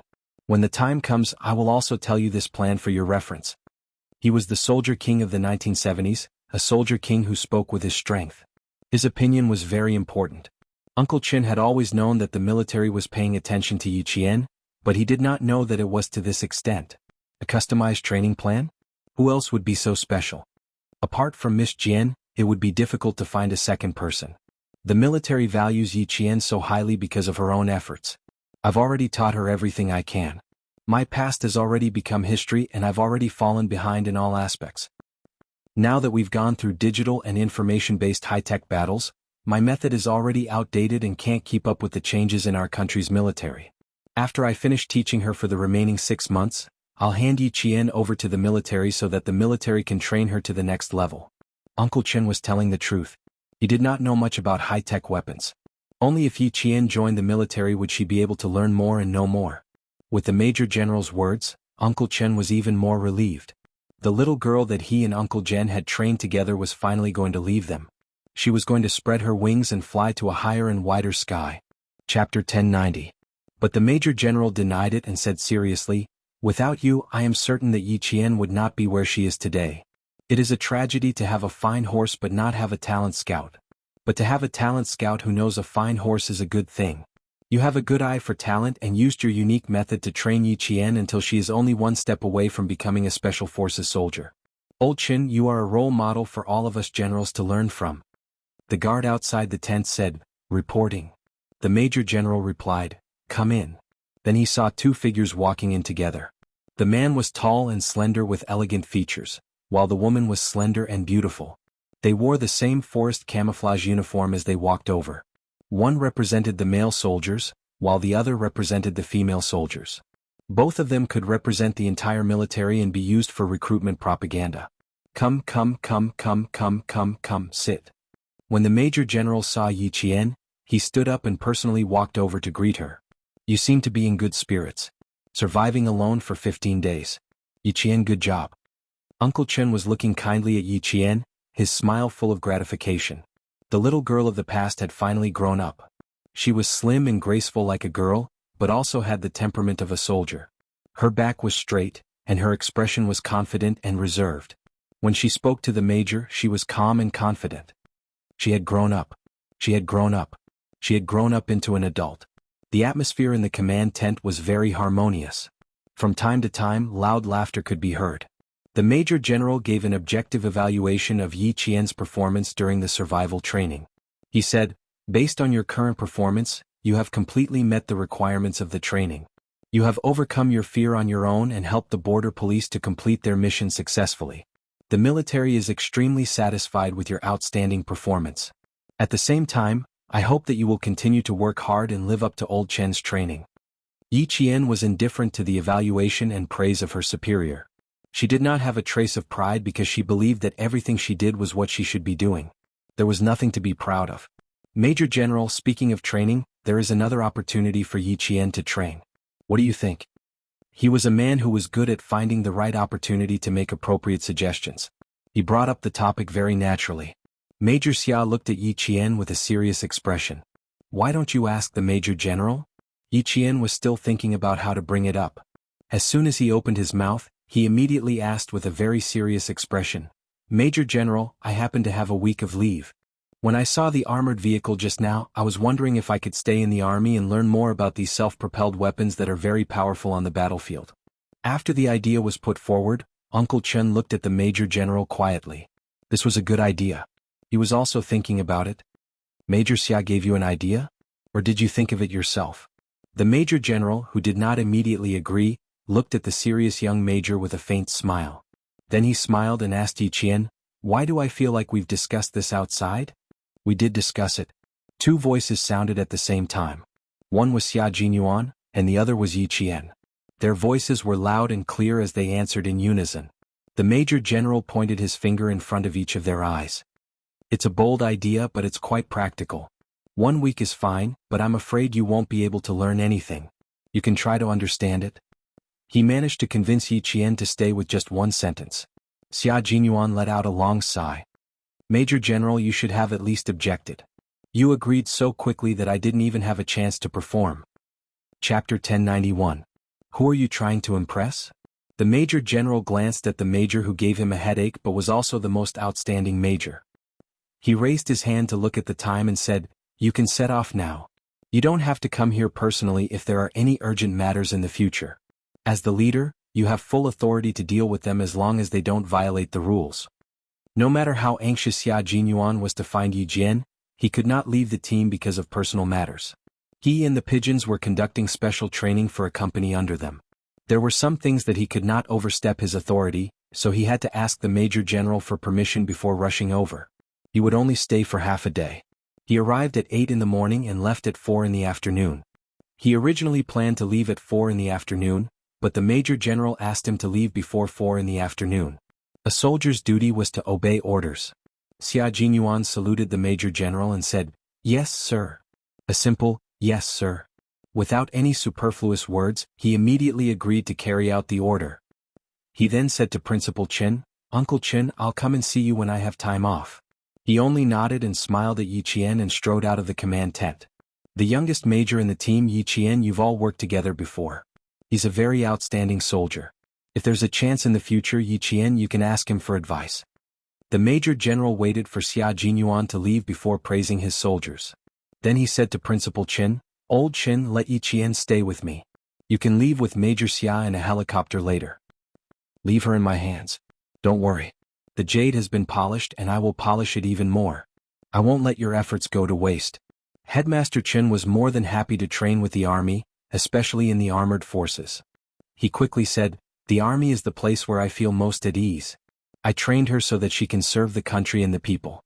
Now that she can train with the armored forces, it's also because the military thinks highly of her. The Major General did not deny this point. He nodded in front of Yi Qian and said, that is indeed the case. As long as she can get into any military academy in our country, we will immediately start 3.5 years of intensive training. Alright, the same goes for Major Xia. After he gets into the military academy, he will immediately start 3.5 years of intensive training. Yi Qian will also do the same. Hearing this, no matter how calm Yi Qian was, he could not help but feel his emotions fluctuate. He could not control himself. Going through the same 3.5 years of intensive training as Captain Xia was a great opportunity. Then he heard the Major General say, since you're here, get used to it. We armored soldiers don't just drive armored vehicles. We need to know more. 7 days is a short time, but I hope you can gain something here. Faintly, Yi Qian felt that something was not quite right. It was as if he was hinting at something. As a newcomer, even if there was a hint, she would not be able to figure it out without understanding it. However, since she had this feeling, it would be good to keep it in mind. The Major General looked at her with a thoughtful look in his eyes, and the smile on his face deepened. A good seedling was indeed different. She could immediately detect something unusual in a seemingly unintentional sentence. Just from such a small matter, she could see that Yi Qian was very attentive. In the afternoon, Principal Qin and Xia Jinyuan left together. Yi Qian only walked them to a place that was a short distance away from the helicopter. Hearing the sound of the propeller not far away, he said to Xia Jinyuan, this year my wish will come true. Captain Xia, I am one big step closer to my goal. Chapter 1092. That's right, and I will personally deliver the military uniform to you. Xia Jinyuan adjusted the helmet for her. Study hard for a week. 6 hours of sleep out of the 24 hours is enough. Set aside the rest of the time. Yi Qian's lips curved into a smile. I was planning to only sleep for 4 hours. Silly girl, they have 6 hours of rest. Are you going to take 2 more hours to stand guard for them? He patted her shoulder and looked over her head to the 2 armored reconnaissance vehicles. He chuckled and said, the self-propelled weapons of this armored unit are not bad. That armored reconnaissance vehicle is much more fun. Let's go check it out. Special Forces soldiers don't just know how to drive vehicles. You also need to know how to use tanks and fighter jets. For example, the Snowfield Brigade sometimes had to work with test pilots to fly the new fighter jets they developed. Yi Qian had a lot to learn in the 3.5 years. The Special Forces soldiers carried out special missions. Most of the time they fought behind enemy lines or fought alone. The more they knew, the more protection they would have in future battles. If one day they needed to escape, even if there was a tank or fighter jet in front of them, they would have to know how to use it. After 15 days of survival in the wild, Yi Qian suffered from external injuries, fever, lost her way and bee stings. After resting for less than 4 hours at her destination, she was ready for the next round of training in the blink of an eye. There was also the joy of the Spring Festival in the army. The Major General knew that Yi Qian had spent the Lunar New Year's Eve alone in the rainforest, so he specially ordered the cooks to make dumplings for Yi Qian as a way of consoling her. After consoling her mentally during the day, he came to settle things at night. That night, Yi Qian was sleeping soundly. Suddenly, someone snuck into her tent to assassinate her. Outside, someone was destroying the armored vehicles. Yi Qian knew that even if she only had 7 days to study, her days would be rich and colorful. Yi Qian took note of the Major General's words. When 2 people snuck into her tent, Yi Qian's first reaction was to lift the thin blanket covering her body and throw it at the shadow on her right. This was the army. The dark shadows that had snuck in were none other than the soldiers who had acted as assassins. Our armored soldiers don't just drive armored vehicles. They need to know more than that. Yi Qian understood the deeper meaning of this sentence. This time Yi Qian wasn't frightened. Instead, she scared the soldiers who had sneaked in. She couldn't help but shout when she kicked. The woman's clear voice stunned the 2 soldiers who had sneaked in. Woman, woman? Did he sneak into a family member's room? That's not right. Where did the family room come from? They were all out training. Where did the family room come from? Originally, they did not use much of their real skills, but when the two male soldiers heard that the voice belonged to a woman, they really thought that someone had sneaked in. Regardless of whether there was a problem or not, they had to capture the person first. Fist against fist, foot against foot, the tent was filled with the dull sound of flesh being struck. Outside, the Major General said to a company commander surnamed Zhuo from the armored forces, "Guess how long it will take for this to end? The two soldiers you sent here are very good at fighting. One of them can take on several people. Since it's a female soldier inside and it's 1 against 2, I think it won't take more than 5 minutes." Company Commander Zhuo thought that he was being conservative. If he really wanted to say it, they should be able to take down the enemy in about 3 minutes. Chapter 1093. The Major General smiled meaningfully. That's not necessarily true. It's impossible for your 2 men to overpower her in 10 minutes, but she can overpower one of your soldiers in 10 minutes. The Soldier King had spent 4 years training the special forces. How could one soldier overpower them? That's not possible. Female soldiers are weaker than male soldiers in terms of physical fitness. Those two soldiers. Before he could finish, he heard a girl's voice say, "You've lost." Left Company Commander. How embarrassing. What a disgrace to his grandmother's home. So fast? The Major General was a little surprised. He had said that one soldier would be overpowered in 10 minutes. Now, it had only been 5 minutes and both soldiers had been overpowered. It was so fast that he couldn't accept it so quickly. The male soldiers of the armored forces shouldn't have been overpowered by Yi Qian in 5 minutes. If Principal Chen was here, he would think that Yi Qian could have sped up the time even more. After 4 years of rigorous training, overpowering the enemy in the shortest amount of time was more advantageous for oneself. If you shortened 5 minutes to 4 minutes, you would still have 1 minute to support your comrades or buy 1 more minute for the entire force's fighter jets. The two male soldiers were a little dejected when they came out. When they saw their company commander's face, which was already dark, turned as dark as coal.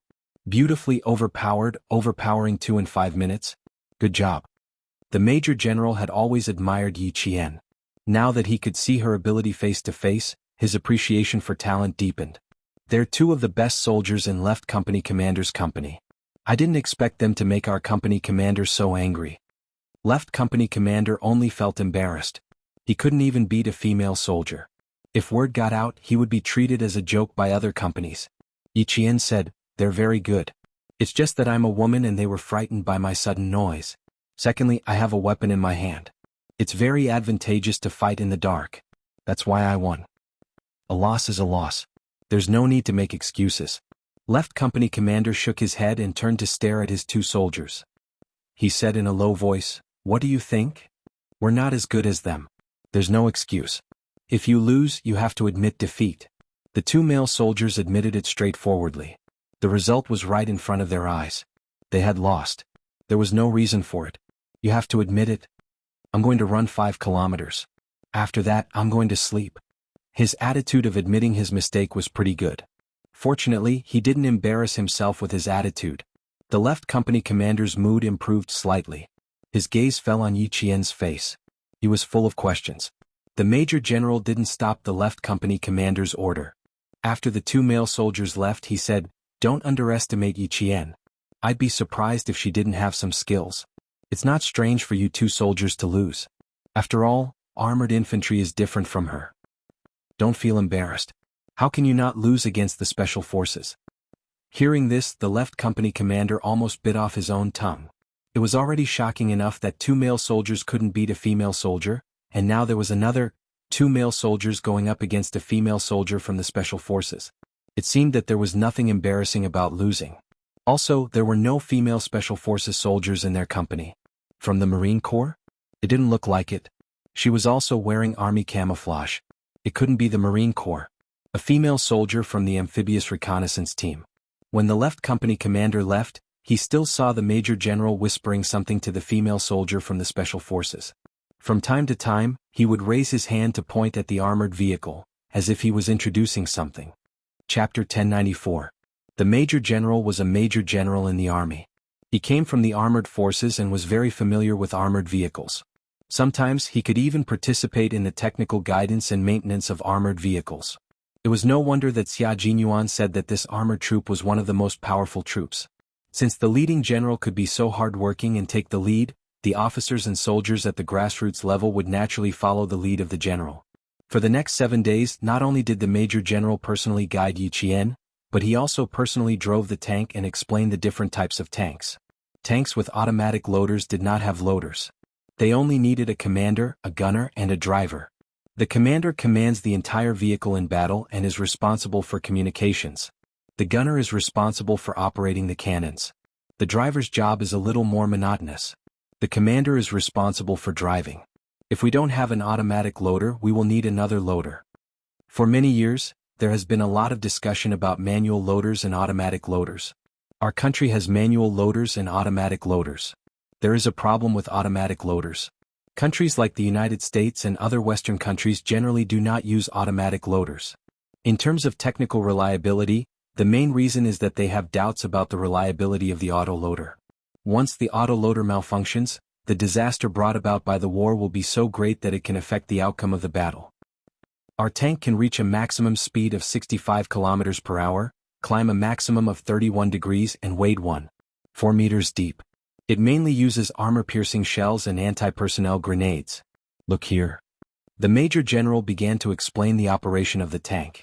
He explained everything to Yi Qian from the commander to the gunner. The armored soldiers could have explained this kind of introduction to Yi Qian in detail. However, the Major General wanted to do it himself because he wanted to understand how capable Yi Qian was in these 7 days. She was quite satisfied with her performance on the first night. Yesterday she had followed the armored soldiers to the artillery field. One of the tanks had a problem with its track. She did not say anything and carried the heavy equipment with the male soldiers. She did not show any signs of being tired. Last night, Commander Zhua had secretly said to him, "Major General, the female Special Forces soldier you're talking about can't be a woman, right? That ruthlessness to herself, even I feel scared when I see it." She was even more ruthless than the male soldiers and was more like a soldier than the male soldiers. Such female soldiers were like gold in any army. Wherever they went, they would shine. Yi Qian, who was sitting in the driver's seat, didn't even wipe the sweat from the corners of his eyes. He stared intently at the Major General as he explained the equipment in the tank and the main functions of each instrument. The tank had a ventilation system. Although it was always on, sitting in a sealed space for a long time would cause one to sweat profusely. They were riding in a self-loading tank. The Major General carefully explained to Yi Qian the different types of self-loading. It was obviously difficult to understand, but Yi Qian listened with great interest. The Major General had been paying attention to Yi Qian's expression all this time. He had purposely come over in the middle of the day to instruct Yi Qian because he wanted to see how strong Yi Qian's perseverance was. The more he observed, the more satisfied the Major General was. He was even more impressed by the Soldier King's sharp eyes. If it weren't for his sharp eyes, based on the military's investigation of Yi Qian's family, it was very likely that such a talented person would be buried in the crowd instead of serving the country. Chapter 1095. The main components of a fixed-angle automatic loader are usually placed in the turret. The cannon must be locked at a specific angle before it can be loaded. It has a shortcoming, which is that every time it is reloaded, the cannon must be reset to its original position. Even the observation equipment must be reset. It can be said that although the fixed-angle automatic loader increases the firing rate, it also limits the combat effectiveness of the tank. Our military rarely has this type of tank. It is either manually loaded or non-fixed-angle loader. Yi Qian smiled and said, "I understand. The tank I sat in yesterday was a non-fixed-angle loader because I saw that it was a semi-automatic loader. The reloading and unloading were done manually. It is different from the fixed-angle automatic loader that you mentioned." "You are very observant." The Major General smiled approvingly and said, "That's right. Our armored forces mainly use non-fixed-angle loader tanks and fully manual loader tanks. We have fixed-angle loaders, but they are very, very rare. Our country has countless military experts who have been improving the tank research. Just like the tank we are sitting in now, it may be put into production in the near future." In her previous life, Yi Qian did not pay attention to this area. If she did, she would know that China's 4th-generation Type 99 tank would be born soon. Once again, it would represent China's military strength taking a big step forward. As the main weapon of war, the tank could not stay in the same place. Even if the Type 99 tank was produced, China would not stop improving the tank. In order to become a big country, You must first be able to stand on the military side and make other countries fear you. From the Type 59 to the Type 79, and then to the Type 99 tank that would be released in 1999, it could be seen that China had been secretly improving the tank. In 7 days, Yi Qian had a certain understanding of the development of China's armored forces. From the main battle tank to the light tank, she had a certain understanding of the performance and operation of each type of armored vehicle. As long as the Major General asked her something, she could answer accurately. Just as Xia Jinyuan said, 7 days would not make her proficient, but at least she had a general idea in her mind. If there were similar opportunities or formal training in the future, at least she would not be ignorant. After all, armored vehicles were not the strength of the Special Forces. However, for the Special Forces of the Snowfield Brigade, they needed to understand the functions and usage of their country's weapons and equipment. They were a mysterious Special Forces team. Their mystery lay in the fact that there was nothing they couldn't solve, no weapon they couldn't use, and nothing they didn't know. The Snowfield Brigade was full of mystery and terror. Other than the important leaders of the military, no one else knew about its existence. They had no name, no organization, and no one knew where their base was. No one knew where they came from or where they were going. They were like ghosts carrying swords. Wherever they went, there would be blood, but no one knew where they were. Every country knew about the Delta Force, the Alpha Force, and the Green Berets, but the Chinese Snowfield Brigade was nowhere to be found. They could not be found. They could carry out anti-terrorist operations, and they could also carry out activities that were unfavorable to China abroad. They could also rush to the front line on the battlefield and fight for opportunities for the follow-up forces. The soldiers selected from such a force were all the best of the best. After a long period of strict training, they finally had the Special Forces of the Snowfield Brigade with unique skills and extraordinary skills. The Major General was the direct commander of this force, and because it was the first time he had recruited a Special Forces female soldier, he was very cautious. Chapter 1096. Since he had the chance to observe Yi Qian up close, the Major General used a harsh gaze to evaluate Yi Qian. From his language to his attitude, from his ability to his intelligence, and from his physical and mental qualities to his training, he needed to give an objective evaluation of Yi Qian within 7 days. Yi Qian did not know that he had been included in the evaluation, nor did he know that the reason why Xia Jinyuan asked him to let her stay in the armored division for a week was to bring her to the Major General and let him evaluate her personally instead of reporting to the Major General through him. There were some things that Xia Jinyuan could not mention to Yi Qian before he became a member of the Snowfield Brigade, nor could he explain everything to her. Everything would proceed according to her wishes. Step by step, she held Yi Qian's hand and walked into his world, a world that she could not imagine. What was the most beautiful love? Xia Jinyuan did not understand. The only thing he understood was holding her hand and accompanying her in the way she liked as she grew up. Every day for 7 days, the Major General personally wrote down his evaluation of Yi Qian's overall abilities. He did not let anyone else do it. After Yi Qian left, this evaluation would be sent to the military as a top-secret document.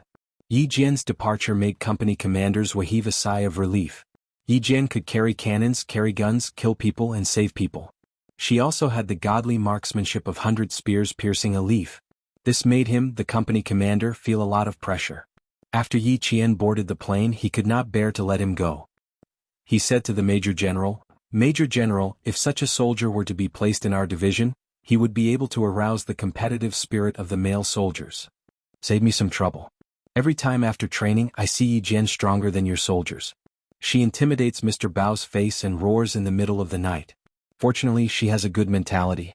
Otherwise she would be scared away by you." The Major General watched the helicopter take off and fly out of the mountains. He then smiled at Commander Zhua. "I heard you roaring the entire Spring Festival. If you still want Yi Qian to be placed in the division, the commander will fall out with you." As he spoke, the Major General's expression turned cold. "Your training needs to be strengthened. I can understand that you can't beat her one by one. But I was so embarrassed that you didn't even notice that she had killed 4 sentries in the middle of the night."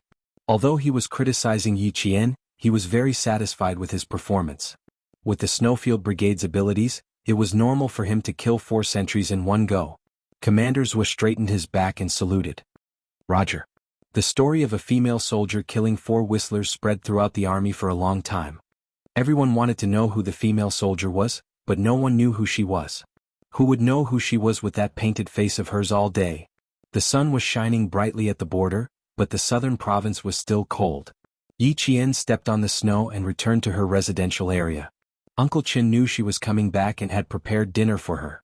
She pushed open the door to her room with Spring Festival couplets and saw a white-haired old man walking slowly in the living room. Grandpa Jen. Yi Qian's voice trembled in surprise. She threw her backpack to the ground and ran into the living room without even changing her shoes. Grandpa Jen, why did you come all the way here? Why are you here? Her voice trembled and her eyes were red with tears. It's been more than 10 hours. How can your body take it? 4 years had passed and Grandpa Jen was already 80 years old. His hair was all white.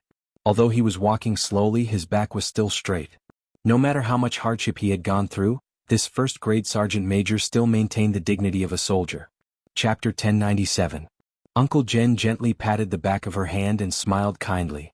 Your Uncle Qin brought me here. How can I be tired? You haven't come back to the village for 2 years. I was worried about you. Now that I see you, I'm relieved. You've grown up. You're a big girl now. The army thinks highly of you. No matter how far Yi Qian had gone, she was just a little girl growing up in Uncle Jen's heart. I've grown up. You're old too. Yi Qian's voice was a little choked. She helped the old man sit down on the wooden sofa and said softly, I haven't come back to see you for 2 years. I'm sorry for making you worry. Uncle Jen smiled and said, in order to not let you come back, I've talked so much. Don't you think it's good now? You're valued by the army and I'm also valued by the army in the village. What does it matter if you don't come back? Little girl, we don't have much time in our lives. The longer we live, the fewer days we have to live. When it's time for you to learn new skills, you need to live every day seriously. If you come back to see me, it'll take you 3 days to go back and forth. I don't want you to waste 3 days just to see me. You haven't come back to see me for 2 years, but now you've achieved something that makes me happy. My child, you've been using your own methods to prove to me that you've been working hard. You've lived up to my expectations. That's good. That's good. When people get old, they understand how precious time is. The 80-year-old old man used his life's experience to educate the child he had watched grow up. He only hoped that she would grow up and live up to her time. Yi Qian secretly wiped away the tears that she couldn't hold back. She tightly held the old man's withered hand that didn't have much vitality left. She pursed her lips and showed a stubborn expression. She smiled faintly and said, I haven't come back to see you. I can only tell you with my own actions that I won't let you down. I won't let you down. Grandpa knows. Grandpa knows. You're a good child. You're Grandpa's pride. Uncle Jen had lost a lot of weight in the past 4 years, but he was still in good spirits. Although he spoke slowly, his words were clear and firm. Judging from his condition, the old man's body was still in good condition. When he saw Yi Qian wiping his tears, he couldn't help but laugh out loud. Look at you, child. I didn't see you shed a single tear after 15 days of intensive training. Why are you crying now? The old man had lived to this age and had experienced the flames of war, so he was able to see through everything better than others. His witty yet insightful conversation soon made Yi Qian laugh heartily. She should be the one making the old man happy. Why was the old man making her happy instead? Knowing what the elderly liked to hear, Yi Qian picked the ones that he liked to hear. Snakes should be hibernating, but I met 2 pythons that were coiled around a tree. Those drought magnolia locusts were as thick as a pinky finger, and they stuck to their bodies. When they felt the pain, good fellow, I'm full. There are these in the mountains. It's much better than before. Back then there were many tigers and wolves. When we crossed the mountains we had to be tense. We didn't want to be eaten by the tigers before the battle even started. When they talked about Yi Qian's training, the smile on Uncle Jen's face deepened. This child looked cold, but he was kind-hearted. He even knew to pick the ones that he liked to hear. Chapter 1098. I went out to get some rice wine and little Miss Jian came home. Principal Chen's cheerful laughter came from outside the unlocked door. Little Miss Jian, drink with me and Uncle tonight and celebrate the Spring Festival together. Ever since Yi Qian graduated from junior high school, she had never celebrated the Spring Festival together. She used to train even during the first month of the year and only rushed back the day before school started. From the beginning of the year until the end of the year, training took up most of her time. The rice wine was mellow and the food was fragrant. Tonight was the day Yi Jian smiled the most and was the happiest.